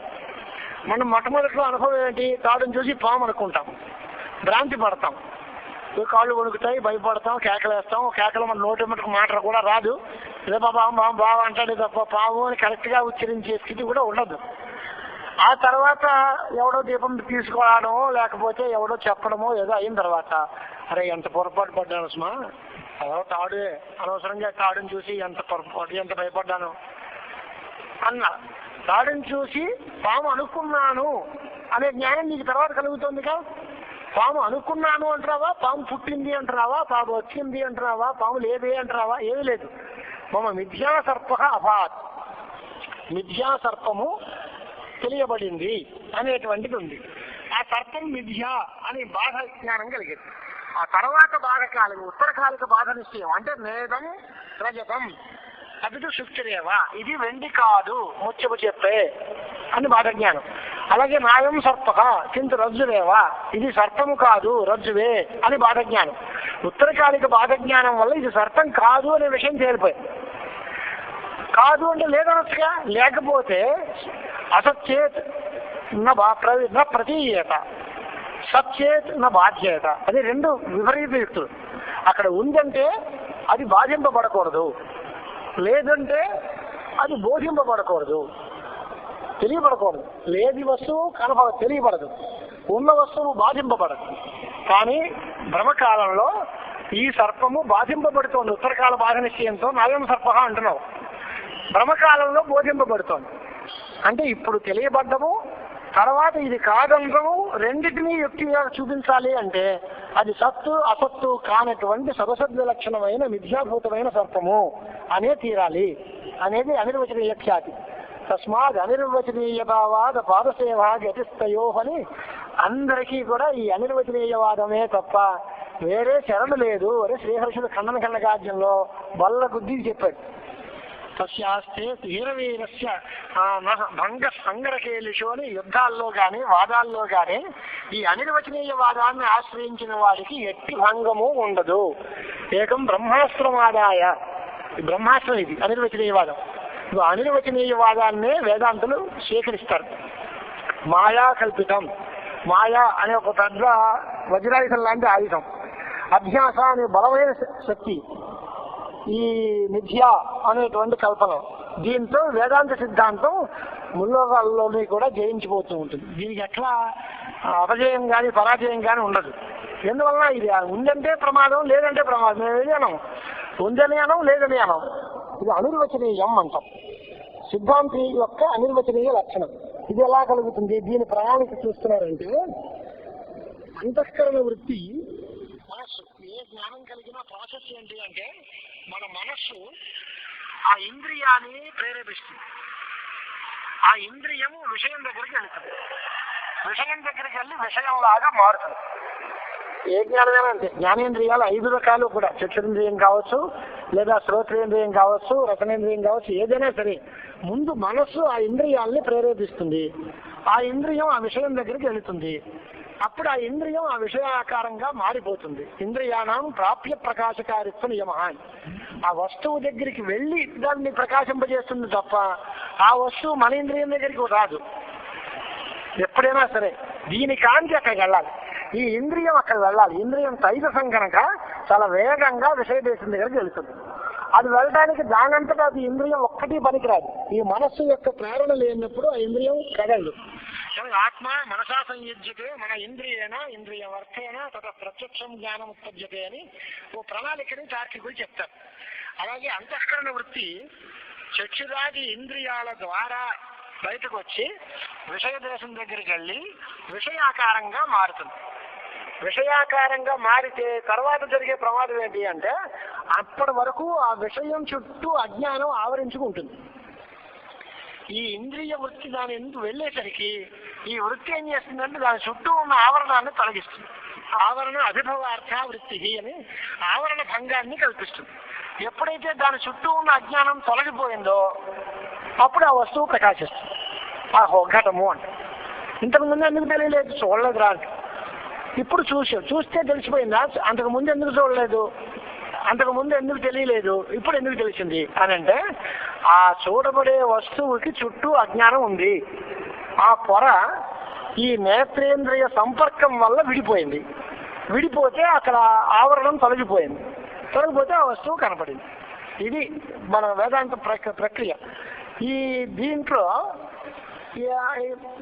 తర్వాత ప్రత్యక్షం అవ్వడానికి కాస్త వెలుతురు కావాలి, ఆ వస్తువు గొప్ప పరిమాణంలో మహత్ వస్తువు కావాలి అని ప్రత్యక్ష గోచరమైనటువంటి వస్తువుకి ఇంకా ఇంకా ఉద్భూత రూపం నయనస్య గోచరో ద్రవ్యాన్ని తద్వంతి పృథక్త సంఖ్య అని ఇవన్నీ కారణాలుగా చెప్తూ ఉంటారు అనుకోండి. అది శాస్త్రీయమైన మార్గం.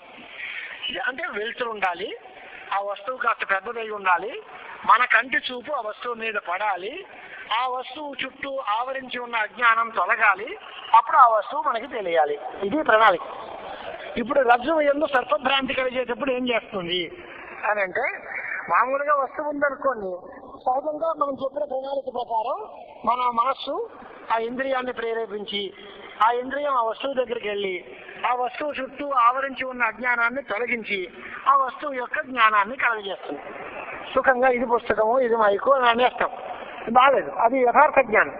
ఇక భ్రమ దగ్గరకు వచ్చేసరికి ఏమవుతుంది అంటే అంతఃకరణ వృత్తి కంటి ద్వారా అక్కడికి వెళ్ళటం వరకు కామనే, కానీ అక్కడ ఆలోకం సౌరాలోకం అంటే మంచి వెలుతురు లేకపోవడం వల్ల అది మరీ గాఢ చీకటి కాకుండా గాఢాంధకార సమస్య కాదు, మందమధ్యమైనటువంటి ఒక మంద అంధకారం ఉంది. కాస్త కనిపించి కనిపించకుండా ఉండేటువంటి మసక చీకటి అలా ఉంది. దానితోటి ఈ నేత్రేంద్రియమైనటువంటి శక్తి కొంచెం కుంటుపడుతుంది. బాగా మంచి వెలుతురులో కనిపిస్తుంది, బాగా మంచి వెలుతురు లేకుండా ఏదో చిన్న చిన్న చీకట్లో చూసామనుకోండి, మనం వెంటనే ఒకదాన్ని చూసి 3 చూసి 8నో 6 చూసి 9నో ఏదో అనేస్తాం. ఏదో అంటే లైటింగ్ లేదండి, కొంచెం లైటింగ్ ఉంటే బాగా కనిపించేది, లైటింగ్ లేకపోవడం వల్ల ఒకదాన్ని చూసి ఒకటి అనుకున్నాను, లేదా ఒక మనిషిని చూసి ఇంకో మనిషి అనుకున్నాను. ఈ భ్రమోపవాదకంగా తమస్సు అనేది ప్రధానంగా ఉంది. అప్పుడు రజ్జువు యొక్క ఆవరణ భంగం కలగదు. అదే తేడాది. రజ్జు ఉంది, ఆ రజ్జువు అంటే తాడు చుట్టూ అజ్ఞానం ఆవరించి ఉంది.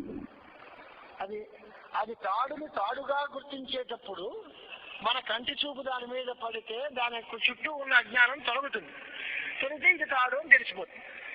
కానీ భ్రమ దగ్గరకు వచ్చేసరికి కొంచెం చీకటి ఉండడం వల్ల ఆ తాడుని చుట్టూ ఉండేటువంటి అజ్ఞానం తొలగదు, ఆవరణ భంగం కాదు.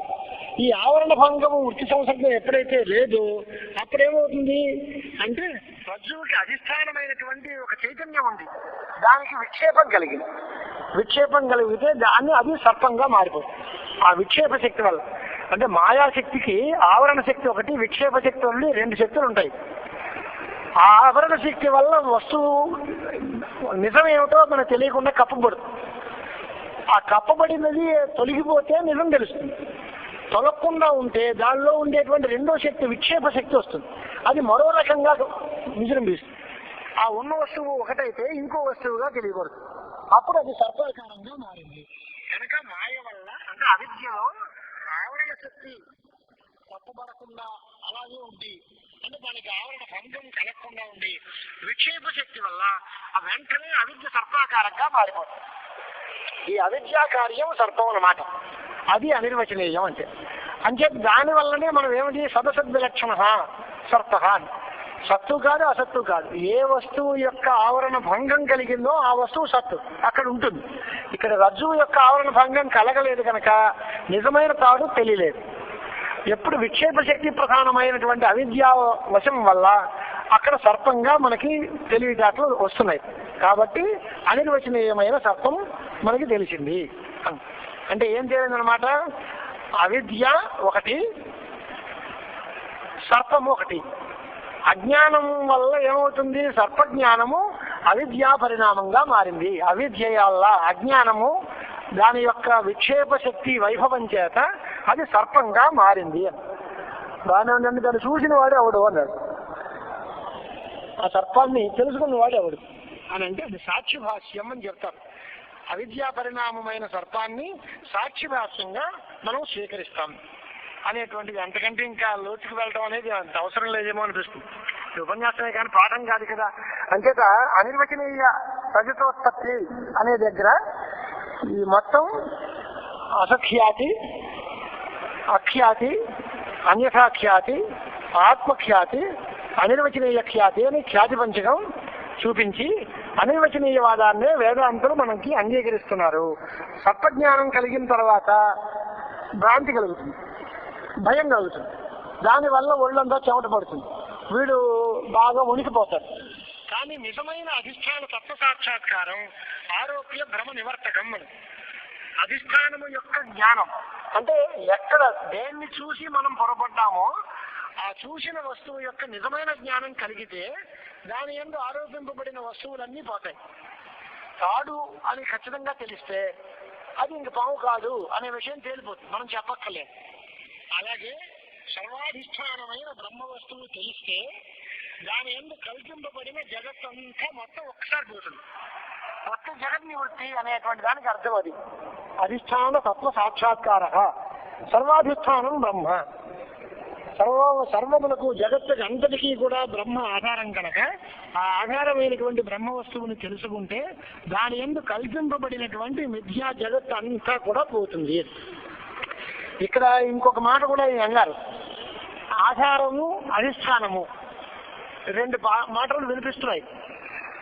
వ్యాకరణ సంప్రదాయంలో ఆధారోధికరణం, ఆధారాన్ని అధికరణం అంటాము, ఆధారాన్ని అధిష్టానం అని వాడేస్తాము అని కామన్ గా వాడేస్తుంటారు ప్రయోగాలు.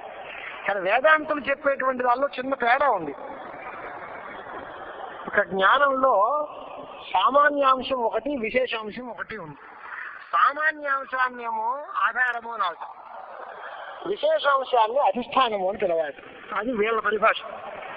అయమితి యత్ స్వరూపం తత్ సామాన్య రూపం, భ్రాంతి దశాయాం యత్ స్వరూపం నభాషతే తస్య స్వరూపస్య సాక్షాత్కార మాత్రేన భ్రమో నివర్తతే తదేవ రజ్జోర్ విశేష రూపం. సద్రూప సామాన్యం, సద్వస్తు, సన్ఘట, సన్పట, సత్సామాన్యం, అన్ని చోట్ల సన్ సన్ సన్ అని అనువృత్తి వస్తుంది. ఆ సత్ అనే వస్తువు బ్రహ్మ యొక్క ప్రతీక. అది సామాన్యంగా ఉంటుంది అన్ని వస్తువుల యందు. అది ఘటము, పటము అనేది విశేష రూపాలు. అవన్నీ వేరువేరుగా భాషిస్తూ ఉంటాయి. అలాగే రజ్జువు యొక్క సామాన్య రూపం ఇదం అనే మాట చేత చెప్పబడుతోంది. అది అదే ఆధారము అనే మాట చేత పిలువబడుతుంది. రజ్జువు యొక్క విశేష రూపం ఇది రజ్జువు అనే జ్ఞానం కలిగితే అధిష్టానం తెలిసినది. ఆధారము అనేది భ్రాంతిలో కూడా ఉంటుంది. అధిష్టానం తెలిస్తే అంటే విశేష రూపం తెలిస్తే అది ఏమిటో పర్టికులర్ గా స్పెసిఫిక్ గా మనం గుర్తించగలిగితే అప్పుడు భ్రమలు పోతాయి. కాబట్టి అధిష్టాన సాక్షాత్కారమే భ్రమ నివర్తకం. ఆధార జ్ఞానం భ్రమ నివర్తకం కాదు. ఆధార జ్ఞానం భ్రమ ఉపపాదకం. భ్రమ కలగాలన్నా కూడా కాస్త సామాన్య జ్ఞానం ఉండాలి. పూర్తిగా మొత్తం కళ్ళు మూసుకున్నా ఏమీ కనిపించకుండా ఉండేటువంటి చీకటి ఉందనుకోండి, వాడికి భ్రాంతి కలగదు. అసలు వస్తువు ఇది అని అంటే అది ఇంకోటి అనే భ్రాంతి కలగాలి.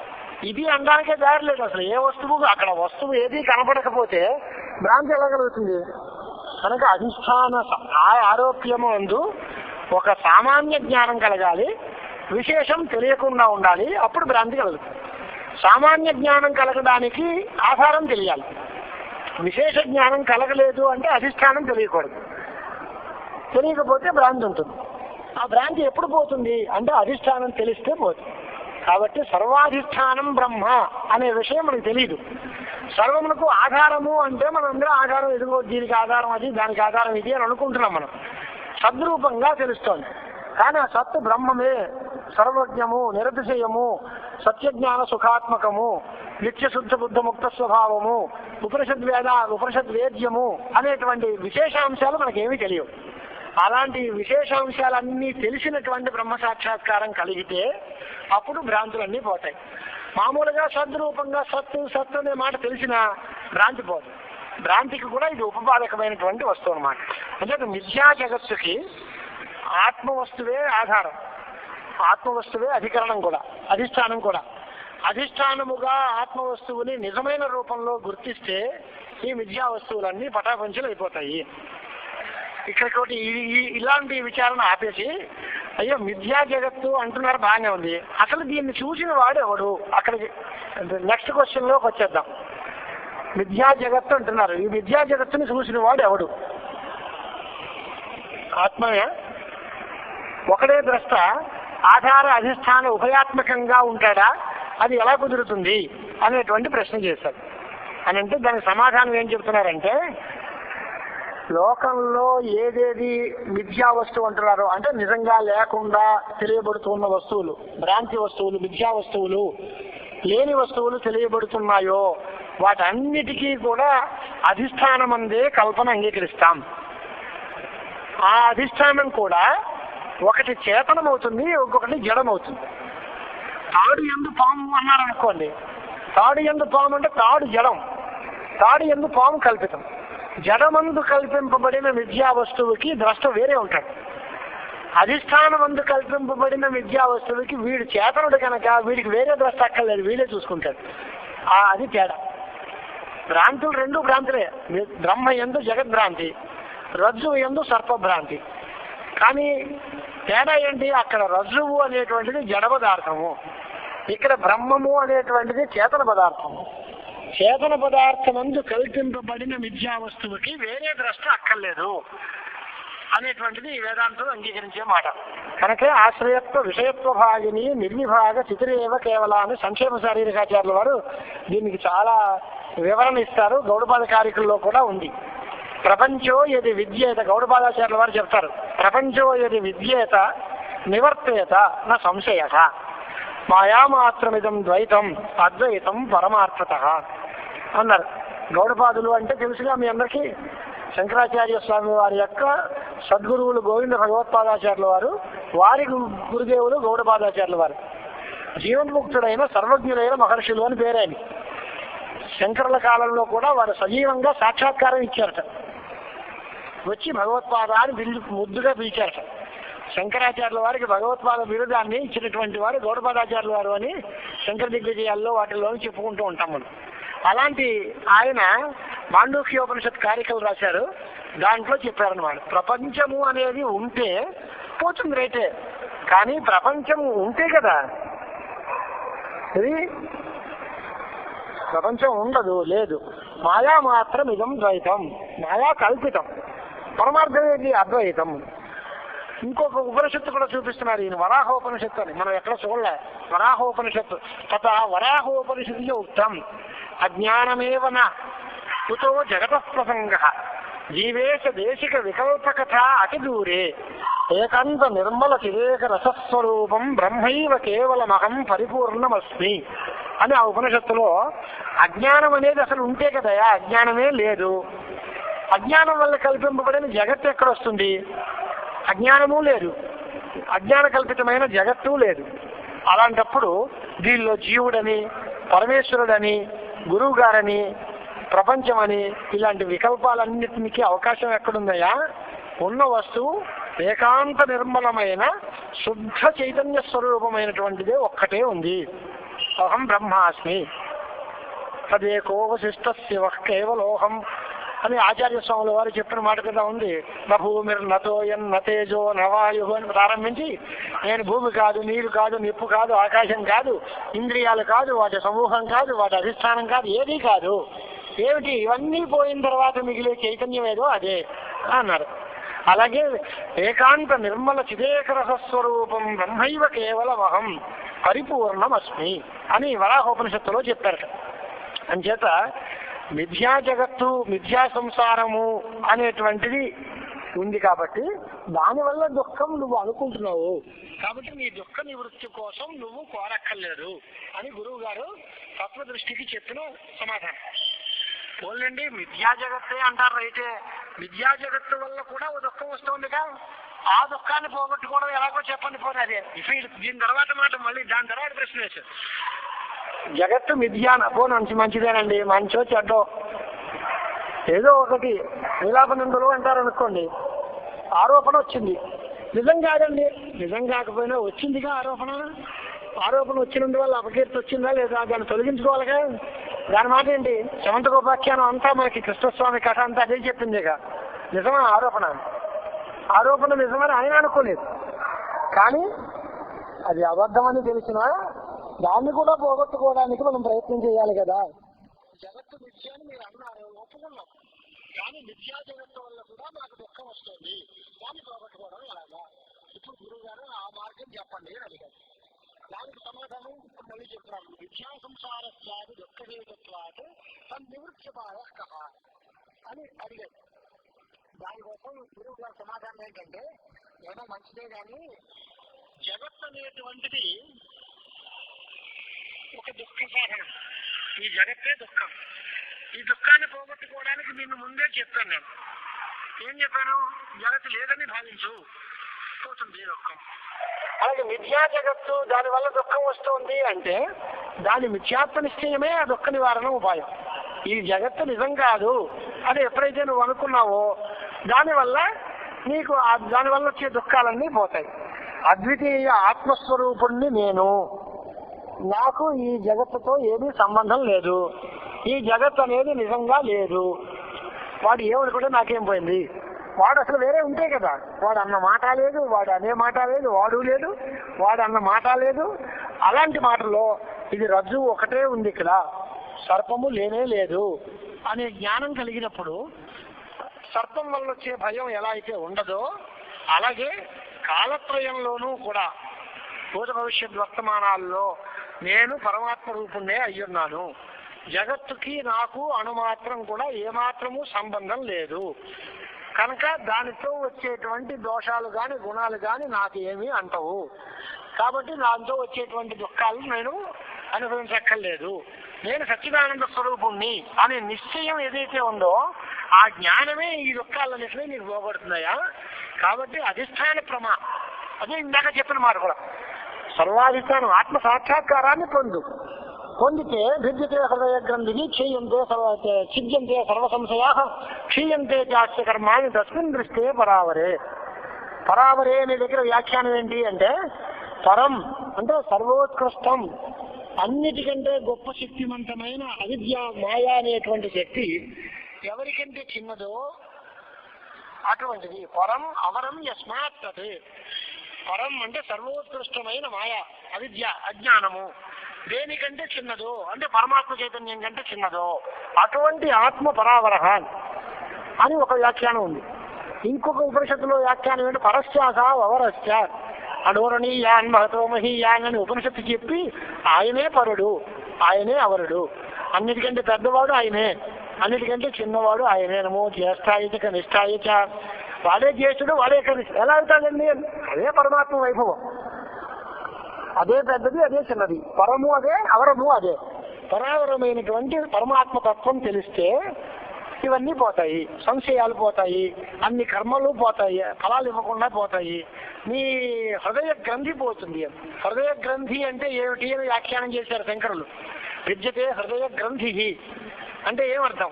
గ్రంథి అంటే అవిద్య వల్ల ఆత్మ అనాత్మలకు ఏకీభావం కలుగుతుంది. ఈ రెండు ఒకటే అనేటువంటి ఆ ముడి పడుతుంది. ఆ ముడినే హృదయ గ్రంథి అని పేరు. అది పోతుంది. ఇది అనాత్మ వస్తువు, నేను ఆత్మనై ఉన్నాను, దాంతో నాకు సంబంధం లేదు అని తెగటెంపులు చేసేసుకుంటే బుద్ధి చేసే పనులకి తనకి సంబంధం ఉండదు. సాంఖ్యులు చేసే మార్గం ఏంటి అంటే బుద్ధి అన్ని పనులు చేస్తూ ఉంటుంది, ప్రకృతి అన్ని పనులు చేస్తూ ఉంటుంది, ఫలితాన్ని వీడు అనుభవిస్తూ ఉంటాడు. వీడెందుకు అనుభవించాలి, వీడు చేయలేదు కదా అంటే అది వేరు నేను వేరు అనే తేడా తెలియదు. ఆ రెండు ఒకటే అనుకుంటాడు. ప్రకృతి పురుష వివేకం లేకపోవడం వల్ల ప్రకృతి చేసినటువంటి పనుల యొక్క ఫలితాలన్నింటినీ పురుషుడు అనుభవిస్తాడు అంటుంది సాంఖ్యం. అలాగే ఆత్మ అనాత్మ వివేకం లేకపోవడం వల్ల హృదయ గ్రంథి పడిపోయింది, ముడిపడిపోయింది. ఆ రెండు ఒకటే అని ఆ ఏకీభావం అనేది పోతే ఆత్మ సాక్షాత్కారం కలిగితే అహం సచ్చిదానంద పరిపూర్ణ ఆత్మ అని ఎప్పుడైతే అనుకున్నామో అప్పుడు ఈ సాంసారికమైన దుఃఖాలతో మనకేమీ సంబంధం లేదు. కనుక జ్ఞానమే, అందున అధిష్టాన తత్వమే, అధిష్టాన తత్వ సాక్షాత్కారమే అంటే ఆత్మ సాక్షాత్కారమే అన్ని రకాల దుఃఖాలని పోగొట్టేటువంటి శక్తి గలది. కర్మలు ఉపాసనలు అవన్నీ చిత్తశుద్ధిని కలిగిస్తాయి, చిత్త ఏకాగ్రతని కలిగిస్తాయి. అవన్నీ కావాలి అని మేము అంటున్నాం, కానీ వాటన్నిటి వల్ల మోక్షం వచ్చేస్తుంది అనేటువంటి మాట మాత్రం సుతరాము ఒప్పుకునేది లేదు అని. బ్రహ్మైకం పరమార్థ సచ్చిదమలం విశ్వ ప్రపంచాత్మనా సుక్తిరూప్య పరాత్మనే బహళా జ్ఞానావృతం భాసతే తజ్ఞానాన్నిఖిల ప్రపంచ నిలయా స్వాత్మన్యవస్థాపరం నిర్వాణం జనిముక్తమభ్యుపగతం మానం శృతేర్మస్తకం అని శంకరుల ప్రతిజ్ఞ చేస్తారు. అదే వేదాంత సిద్ధాంతం. బ్రహ్మ సాక్షాత్కారమే సకల అనర్థ నివారణకై, అది తప్ప వేరే మార్గం లేదు. ఈ జగత్తులో పడి జనన మరణ ప్రవాహానికి లోనైన వాళ్ళకి దుఃఖం తప్పదు. ఎన్ని పనులు చేసినా, ఎన్ని తీర్థయాత్రలు కానీ, దాన ధర్మాలు కానీ, ఎన్ని అధ్యయనాలు కానీ ఎన్ని చేసినా మోక్షం అనేది జ్ఞానం లేకుండా సాధ్యం కాదు. అయితే ఇవన్నీ జ్ఞానోత్పత్తికి అంతరంగ సాధనాలుగా పనిచేసి దానికి యోగ్యత కలిగించి చిత్తశుద్ధిని కలిగించడానికి ప్రయోజనకారులు అవుతాయి. అంటే ఇవన్నీ కావాలి, జ్ఞానం మాత్రం సంపాదించుకోవాలి.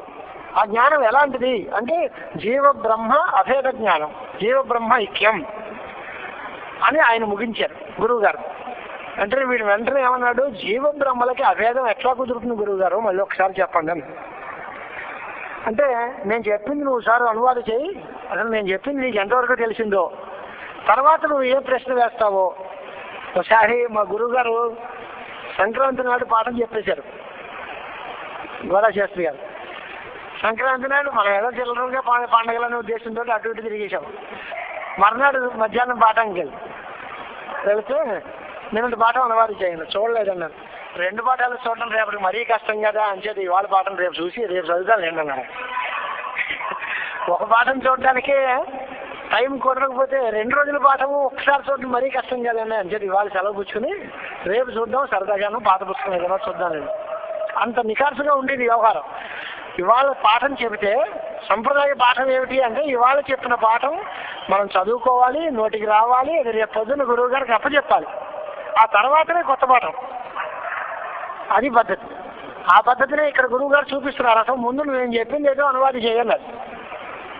అదంటే చిత్ర హే స్వామిని జగత్కారణం అజ్ఞానం, ఆయన చెప్పిన పాఠాన్ని మళ్ళీ తిరిగి అప్పచెప్తున్నాడు అనమాట. ఈ జగత్తుకి కారణము అజ్ఞానము. తస్య అజ్ఞానస్య తత్ప్రయుక్త జగతస్య నాశ జ్ఞానేనైవ జాయతే. ఇంకే కదండి గురువుగారు మీరు చెప్పింది అని. ఈ కారణము అవిద్య. 3 శరీరాలు అంటున్నాం మనం, శరీరత్రయం. ఏమేంటి? స్థూల శరీరం, సూక్ష్మ శరీరం, కారణ శరీరం. స్థూల శరీరం అంటే మనకు కనిపించేటువంటిది అన్నమయ శరీరం అంట. సూక్ష్మ శరీరాలు కూడా ఇంద్రియ జ్ఞానేంద్రియ పంచకం, కర్మేంద్రియ పంచకం ఇలా చెప్తూ ఉంటాం. కారణ శరీరం అంటే ఏంటంటే అడిగాడు ఒకరు. కారణ శరీరం అంటే అవిద్యరా బాబు, అజ్ఞానమే కారణ శరీరం అంటే, వేరే శరీరం అంటూ ఉండదు. ఈ అజ్ఞానం వల్లనే ఇవన్నీ తయారయ్యాయి. కానీ కారణం ఏది అంటే అజ్ఞానమే. ఆ అజ్ఞానము దానివల్ల కలిగినటువంటి జగత్తు, ఈ రెండు పోవాలి అంటే కారణము తత్ప్రయుక్త కార్యము రెండు పోవాలి అంటే జ్ఞానం చేత మాత్రమే పోతాయి అనేది మీరు చెప్పిన సిద్ధాంతం కదా. అవును, బాగా తెలిసిందా. ఇప్పుడు తర్వాత నీ సందేహం ఏమిటి చెప్పండి అంటే జగన్ మిథ్యా బాగా జీవ ఆనంద రూప కదా. మీరు అన్నది. అతస్య సజీవ బ్రహ్మణ న భిన్న అని నువ్వు అంటున్నావు. గురువుగారు మీరు చెప్పిన మాటగా జగత్తంతా మిథ్యాభూతం బాగానే ఉంది. జీవుడు ఆనంద స్వరూపుడు అంటే బ్రహ్మస్వరూపుడు అంటే జీవుడికి బ్రహ్మకి భేదం లేదు అని కదా మీరు అన్నారు. అంటే నాకు తెలిసింది ఏమిటి? బ్రహ్మ సత్యం జగన్మిథ్యా తేలింది. బ్రహ్మ ఒకటే సత్యము, జగత్తంతా మిథ్యాభూతము. కానీ జీవ బ్రహ్మాభిన్న అంటున్నదే అక్కడ సందేహం పట్టుకున్నాను. జీవో బ్రహ్మైవ అనాపర ఆ అంశంలో సందేహాలు ఉన్నాయండి అని. ఎందువల్ల? జీవుడు అంటే ఏంటి అసలు? జీవస్వరూపం మాకు తెలియట్లే, ఈశ్వర బ్రహ్మస్వరూపం తెలియట్లేదు. ఆ రెండు ముళ్ళు విడితే జీవుడు బ్రహ్మ ఒకటవునా కాదా అనేది నేను స్పష్టంగా తెలుసుకోగలను. జీవుడు ఆనందరూపుడు, బ్రహ్మ ఆనందరూపుడు కాబట్టి జీవుడు బ్రహ్మ ఒకటే అంటున్నారు. జీవుడు ఆనందరూపుడే, బ్రహ్మ ఆనందరూపుడే అయితే రెండు పేర్లు ఎందుకు వచ్చాయి వాడికి? వాడిని జీవుడు ఎందుకన్నారు? వీడిని బ్రహ్మ ఎందుకు అనకూడదు? ఆ బ్రహ్మ కూడా ఆనందరూపుడే అన్నారు అనుకోండి, వాడిని జీవుడు ఎందుకు అనకూడదు? ఆయన్ని బ్రహ్మ అని ఎందుకు అంటున్నారు? ఈయన్ని జీవుడని ఎందుకు అంటున్నారు? అసలు జీవుడికి బ్రహ్మకి స్వరూప భేదం ఉందా లేదా? ఆ రెండు ఒకటి ఎలా అయిపోతాయి? ఇది కాస్త నాకు చెప్పండి. ఇంకా నాకు మనసులో దొరికేటువంటి సందేశాలు మీరు ముందుకు పెడతాను. జీవుడు ఏం చేస్తున్నాడు? పుణ్యపాపాలకి కర్తగా ఉంటున్నాడు. దానివల్ల వచ్చేటువంటి పుణ్య ఫలాలు సుఖము దుఃఖము జన్మో మరణమో వీటినన్నిటినీ అనుభవిస్తున్నాడు. అంటే కర్తృత్వ భోక్తృత్వాలు రెండు వీడికి ఉన్నాయి. జగత్తు ఏమిటి? నా ఎందుకు అనిపిస్తోంది అంటున్నాడు. జగత్కారణీభూతమైన మూలాజ్ఞానం కోసం బ్రహ్మని ప్రయత్నం చేయాలి అంటున్నాడు. బ్రహ్మకి పుణ్యపాపాలు లేవు. అంటే పుణ్యపాపాలు ఉండి జగత్తుని సృష్టి చేస్తూ జగత్తులో పనులు చేస్తూ ఫలితాలు అనుభవించేటువంటి జీవుడు ఏ పని చెయ్యక ఎటువంటి పుణ్యపాపాలకి సంబంధం లేనటువంటి బ్రహ్మ ఒకటి అని ఎలా అంటారు మీరు అని అడిగాడు. జీవస్వరూపంలోనూ బ్రహ్మస్వరూపంలోనూ ఉండే తేడా ఏంటి? జీవస్వరూపం కర్తృత్వ భోక్తృత్వాలతో కూడి ఉంది. బ్రహ్మస్వరూపం అకర్త అభోక్త అసంగ చిద్రూప కూటస్థ అనేటువంటి పేర్లతో పిలుస్తున్నాం. ఈ రెండింటికి ఐక్యం ఎలా చెబుతారు అనేది ప్రశ్న. అంచేత నేను వేరు బ్రహ్మ వేరండి, నేను రెండు ఒకటని మాత్రం నాకేమిటో మనసుకి రాటలా, అదొకటి. ఇంకో రెండో మాట, వేదాలు చదవమన్నారు, చదివితే దాంట్లో త్వా సుపర్ణ సయుజా సఖాయ సమానం వృక్షం పరిషస్వజాతే తయోరణ్య పిప్పలం స్వాద్వత్తి అనస్నన్యో అభిజాగతీతి అని మంత్రం ఉందండి శ్వేతాశ్వతరంలో. ఆ మంత్రానికి అర్థం ఏంటి? నాకు తెలిసినంత వరకు గుహ అనేటువంటిది ఒక బుద్ధి గుహ ఉందట. దాంట్లో రెండు పక్షులు ఉన్నాయి. దాంట్లో ఒక పక్షి బాగా అన్నం తింటోందట, రెండో పక్షి ఏమీ తినకుండా ఉందట. అది మాత్రం చాలా మంచి బలంగా ప్రకాశిస్తూ ఉందట. ఇవి కనిపిస్తున్నాయి. రెండు పక్షులు, రెండిటికి సమాన స్వభావం. ద్వా సుపర్ణ సయుజ సఖాయ, వైదిక ప్రయోగం సయుజౌ సఖాయౌ అని ఉండాలి. వైదిక ప్రయోగం ఛాందస ప్రయోగాలుగా సఖాయ సమానం వృక్షం పరిషస్వజాతే తయోరన్య పిప్పలం స్వాద్వత్తి. పిప్పలం అంటే పిప్పలు కాదు, పిప్పలం కర్మఫలం అని. పిప్పలాద కర్మఫలాన్ని భోజించేవాడు అని అర్థం. పిప్పలం స్వాద్వత్తి అనస్నం అన్య అభిజాగతీతి. అంటే బ్రహ్మ కర్మఫలానుభవం లేనివాడు, నిరంతర ప్రకాశమానుడు. జీవుడు కర్మఫలాన్ని అనుభవిస్తున్నాడు, పుణ్యపాపాలకి లోనవుతున్నాడు, జనాభరణాలకి జన్మ మరణ ప్రవాహాలకి గురవుతున్నాడు అనేటువంటిది మంత్రంలో చెబుతున్నారు. జీవ బ్రహ్మ భేదం స్పష్టంగా తెలుస్తోంది కదా, మీరు రెండు ఒకటి అంటారేంటి అనేది రెండో ప్రశ్న. కించ వేదంలో అనేక విధమైన కర్మలు ఉన్నాయి, ఉపాసనలు ఉన్నాయి. కర్మ అంటే ఏంటి? దేనికోసం చేస్తారు అంటే ఇంద్రాయ స్వాహ ఇంద్రాయేదన్న మమ, వేరే ఇంద్రుడు ఒకడు ఉన్నాడని ఆయనకి కాస్త ఈ పురోడాశం ఇస్తే ఆయన నా మీద అనుగ్రహం చూపించి నాకేదో ఫలితాలు చేకూరుస్తాడనే నమ్మకంతో నేను ఈ యజ్ఞం చేసి ఇంద్రుడి యొక్క ప్రీతిని పొంది స్వర్గాన్ని పొందుతాను అనే ఉద్దేశంతో కదా చేస్తున్నాడు. ఇదంతా భేద దృష్టి లేకపోతే యజ్ఞం ఎలా చేస్తారండి? మిత్రావరుణాభ్యాయ స్వాహ అగ్నిశోమాభ్యామిదం మమ అంటారు. అగ్నిశోములు ఇద్దరు దేవతలు వాళ్ళు. పైగా ఆ ఇద్దరు దేవతలు వేరు, నేను వేరు. నేను చేసే యాగం వల్ల వాళ్ళు అనుగ్రహిస్తారు. వాళ్ళ యొక్క అనుగ్రహం వల్ల నాకేదో మంచి లాభం జరుగుతుంది. ఇదంతా భేద దృష్ట్యా అభేద దృష్ట్యా. అలాగే ఉపాసనలు ఉన్నాయి. విష్ణు ఉపాంశ చేస్తాం యహాని విష్ణు యాగం ఒకటి ఉంటుంది, లేకపోతే శాలగ్రామే విష్ణు బుద్ధి ఉంటుంది. శాలగ్రామం అర్చన చేస్తాం మనం. ఇలా ఎలా చేస్తాం? శాలగ్రామం ముందు మహావిష్ణువు అనేటువంటి భావంతో పూజ చేస్తున్నాం, లేదా ఉపాసన చేస్తున్నాం.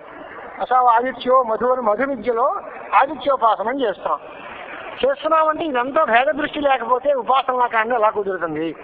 కనుక వేదాల్లో చెప్పబడేటువంటి భేదబోధక శృతుల వల్ల, కర్మకాండల వల్ల, ఉపాసనాకాండల వల్ల వేదానికి అందరికీ భేదమందే తాత్పర్యము. జీవ బ్రహ్మ అభేదము అనేది మీరు కొత్తగా నెత్తిని తెచ్చి పెడుతున్నారు తప్ప మాకు ఏమీ మనస్సుకి ఎక్కట్లేదు. అంచేత జీవుడు బ్రహ్మాభిన్నుడు అనేటువంటి విషయాన్ని ఎలా చెప్పాలో మాకేం తెలుస్తుంది చూడండి. అలాగే ఈశ్వరుడు కర్మఫలప్రదాత అంటున్నారు. కర్మాతిరిక్తమైన ఈశ్వరుడు లేదంటున్నారుగా మీరు. మీమాంసక సిద్ధాంతాన్ని పోటీ తీసుకుంటే కర్మ కంటే వేరే ఈశ్వరుడు లేడు, చేసిన కర్మే ఫలాన్ని ఇస్తుంది, ఈశ్వరుడు అక్కర్లేదు అని. ఇదే కుదురుతుంది. దీనికోసం ఏం చేయాలి? జడమైన కర్మ ఫలాన్ని ఎలా ఇస్తుంది? కనుక జడం చేతనాధిష్ఠితమైతే కర్మ ఫలప్రదం అవుతుంది. ఒక కారు ఉంది, కారు దాని అందరూ ఎలా వెళ్ళిపోతుంది అక్కడికైనా? దానికి ఒక డ్రైవర్ ఉండాలి, తోలాలి. అలాగే చేతనుడి చేత ప్రేరేపింపబడిన జడ వస్తువులు వాటి పనులు చేస్తాయి. అలాగే కర్మలన్నీ జడములు కనుక వాటికి ప్రేరకుడైనటువంటి సర్వశక్తివంతుడైన ఈశ్వరుడు ఒకడు ఉండాలి. ఆ ఈశ్వర ప్రేరణ చేత ఈ కర్మలు మనకు ఫలాన్ని ఇస్తాయి అంటే ఒప్పుకుంటాం. కాబట్టి స్వతంత్రమైనటువంటి కర్మకి ఫలదాతృత్వం ఒప్పుకోం. అంచేత కర్మ ఫలప్రదాత అయిన పరమేశ్వరుడు సర్వజ్ఞుడు ఒకడు ఉన్నాడు అనాలి. నేను ఏమీ తెలియనటువంటి అమాయకుడిని, నేను జీవుణ్ణి. ఆయన సర్వజ్ఞుడు, సర్వఫలప్రదాత ఆయన నేను ఒకటిని ఎలా చేస్తామండి? అంచేత జీవ బ్రహ్మభేదం నా మనస్సుకి సరిపోవటం లేదు, స్వరూప భేదం ఉంది అని ఈ శిష్యుడు ప్రశ్నలు అడిగాడు. ఏమండి ఏంటండి మరి ఈ ప్రశ్నలన్నింటికీ మళ్ళీ తిరగతోడాలి రేపు. నారాయణదాస్ గారు పిఠాపురంలోనూ హరికథ చెప్పడం ప్రారంభించారు. మంచి విషయం మీద వచ్చి ఇలా చెప్పి సర్వ దర్శనాలు కూడా పనికిరావు అని ప్రారంభించి మొత్తం ఈ దర్శనం తప్పు, ఆ దర్శనం తప్పు, తర్కం తప్పు, మీమాంస తప్పు, వేదాంతం తప్పు, అన్ని తప్పండి. శాస్త్రులు గారు, శ్రీపాద లక్ష్మీనరసింహశాస్త్రి గారు, దెందుకూరు నరసింహశాస్త్రి గారు లాంటి పెద్దలందరూ ఉండి అన్నా నువ్వు ఇలా వేస్తుంటే ఆర్ష సంప్రదాయం అంతా ఏమైపోతుంది, మన సంస్కృతి అంతా ఏమైపోతుంది, అన్ని వద్దనేస్తావు, వేదం ప్రమాణం కాదంటావు, దర్శనాలు లేవంటావు, పురాణాలు అబద్ధం అంటావు అని అంటే ఇదంతా పూర్వపక్షం అయ్యా. ఇక్కడి నుంచి అసలు చెప్తాను వినండి. అప్పటికి రింగ్ తగ్గింది బాబు గారికి. అది మర్నాడు మళ్ళీ దాన్ని తిరగతోడి మొత్తం అంతా ఇదంతా పూర్వపక్షం, ఇదంతా అసాధ్య తప్పు. ఇన్ని పూర్వపక్షాలకి ప్రబల యుక్తులు ఉన్నాయి. వేదాంతములు, వేదములు, ప్రమాణములు, జీవం బ్రహ్మడు ఒకటే తప్ప భేదం కాదు. కనుక భేద దృష్టి చేయకూడదు. ఇక్కడికి ఆపుతున్నాము అని పూర్వపక్షంతో ఆపకూడదు న్యాయంగా సంప్రదాయం ప్రకారం. కానీ మనకి ఎక్కువ సమయం తీసుకుని అభేదాన్ని స్థాపించాలి. అది మధ్యలో మొదలెట్టి 2 నిమిషాలు 3 నిమిషాల్లో ఆపేస్తే బాగుండదనే ఉద్దేశంతో పూర్వపక్షంతో ఆపుతున్న సిద్ధాంతం వేదాంత సిద్ధాంతం జీవో బ్రహ్మైవ. సిద్ధాంత యుక్తి ఏంటి అంటే జీవుడిలో అంశభేదాలు ఉన్నాయి. స్వతంత్ర కర్మఫలప్రదాత ఈశ్వరుడు అన్నట్టుగా పుణ్యాపుణ్య ఫల సామర్థ్యములైనటువంటి మంచి పనులు చెడ్డ పనులు చేసేవాడు జీవుడు అంటున్నారు. ఆ అంశంలో మాకు తేడా ఉందండి. కర్తృత్వ అంశం మేము ఒప్పుకోం. వీడు కర్త అని అంటే వీడి కర్త వాడి కర్త కాదు, ఇద్దరికీ ఐక్యం ఎలాగా నువ్వు అడుగుతావు. వీడి కర్తను మేము అంటే కదా, మేము అంటలా.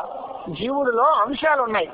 దాంట్లో చిదాభాసకి ఈ కూటస్థ చైతన్యానికి చిన్న చిన్న తేడాలు చూపించి దానిలో ఒక అంశం మాత్రం కర్తృత్వాన్ని కలిగి ఉంటుంది, మరొక అంశం శుద్ధంగా అకర్తగానే ఉంటుంది. ఆ అంశతోటే బ్రహ్మకి అభేదం చెప్తాం.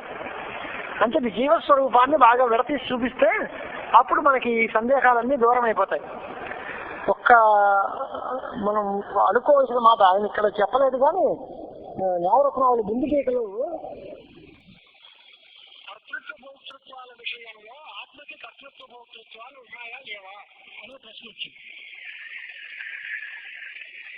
కర్తృత్వ భోక్తృత్వాలు 2 ఉన్నాయి అని తార్కికులు చెప్పారు.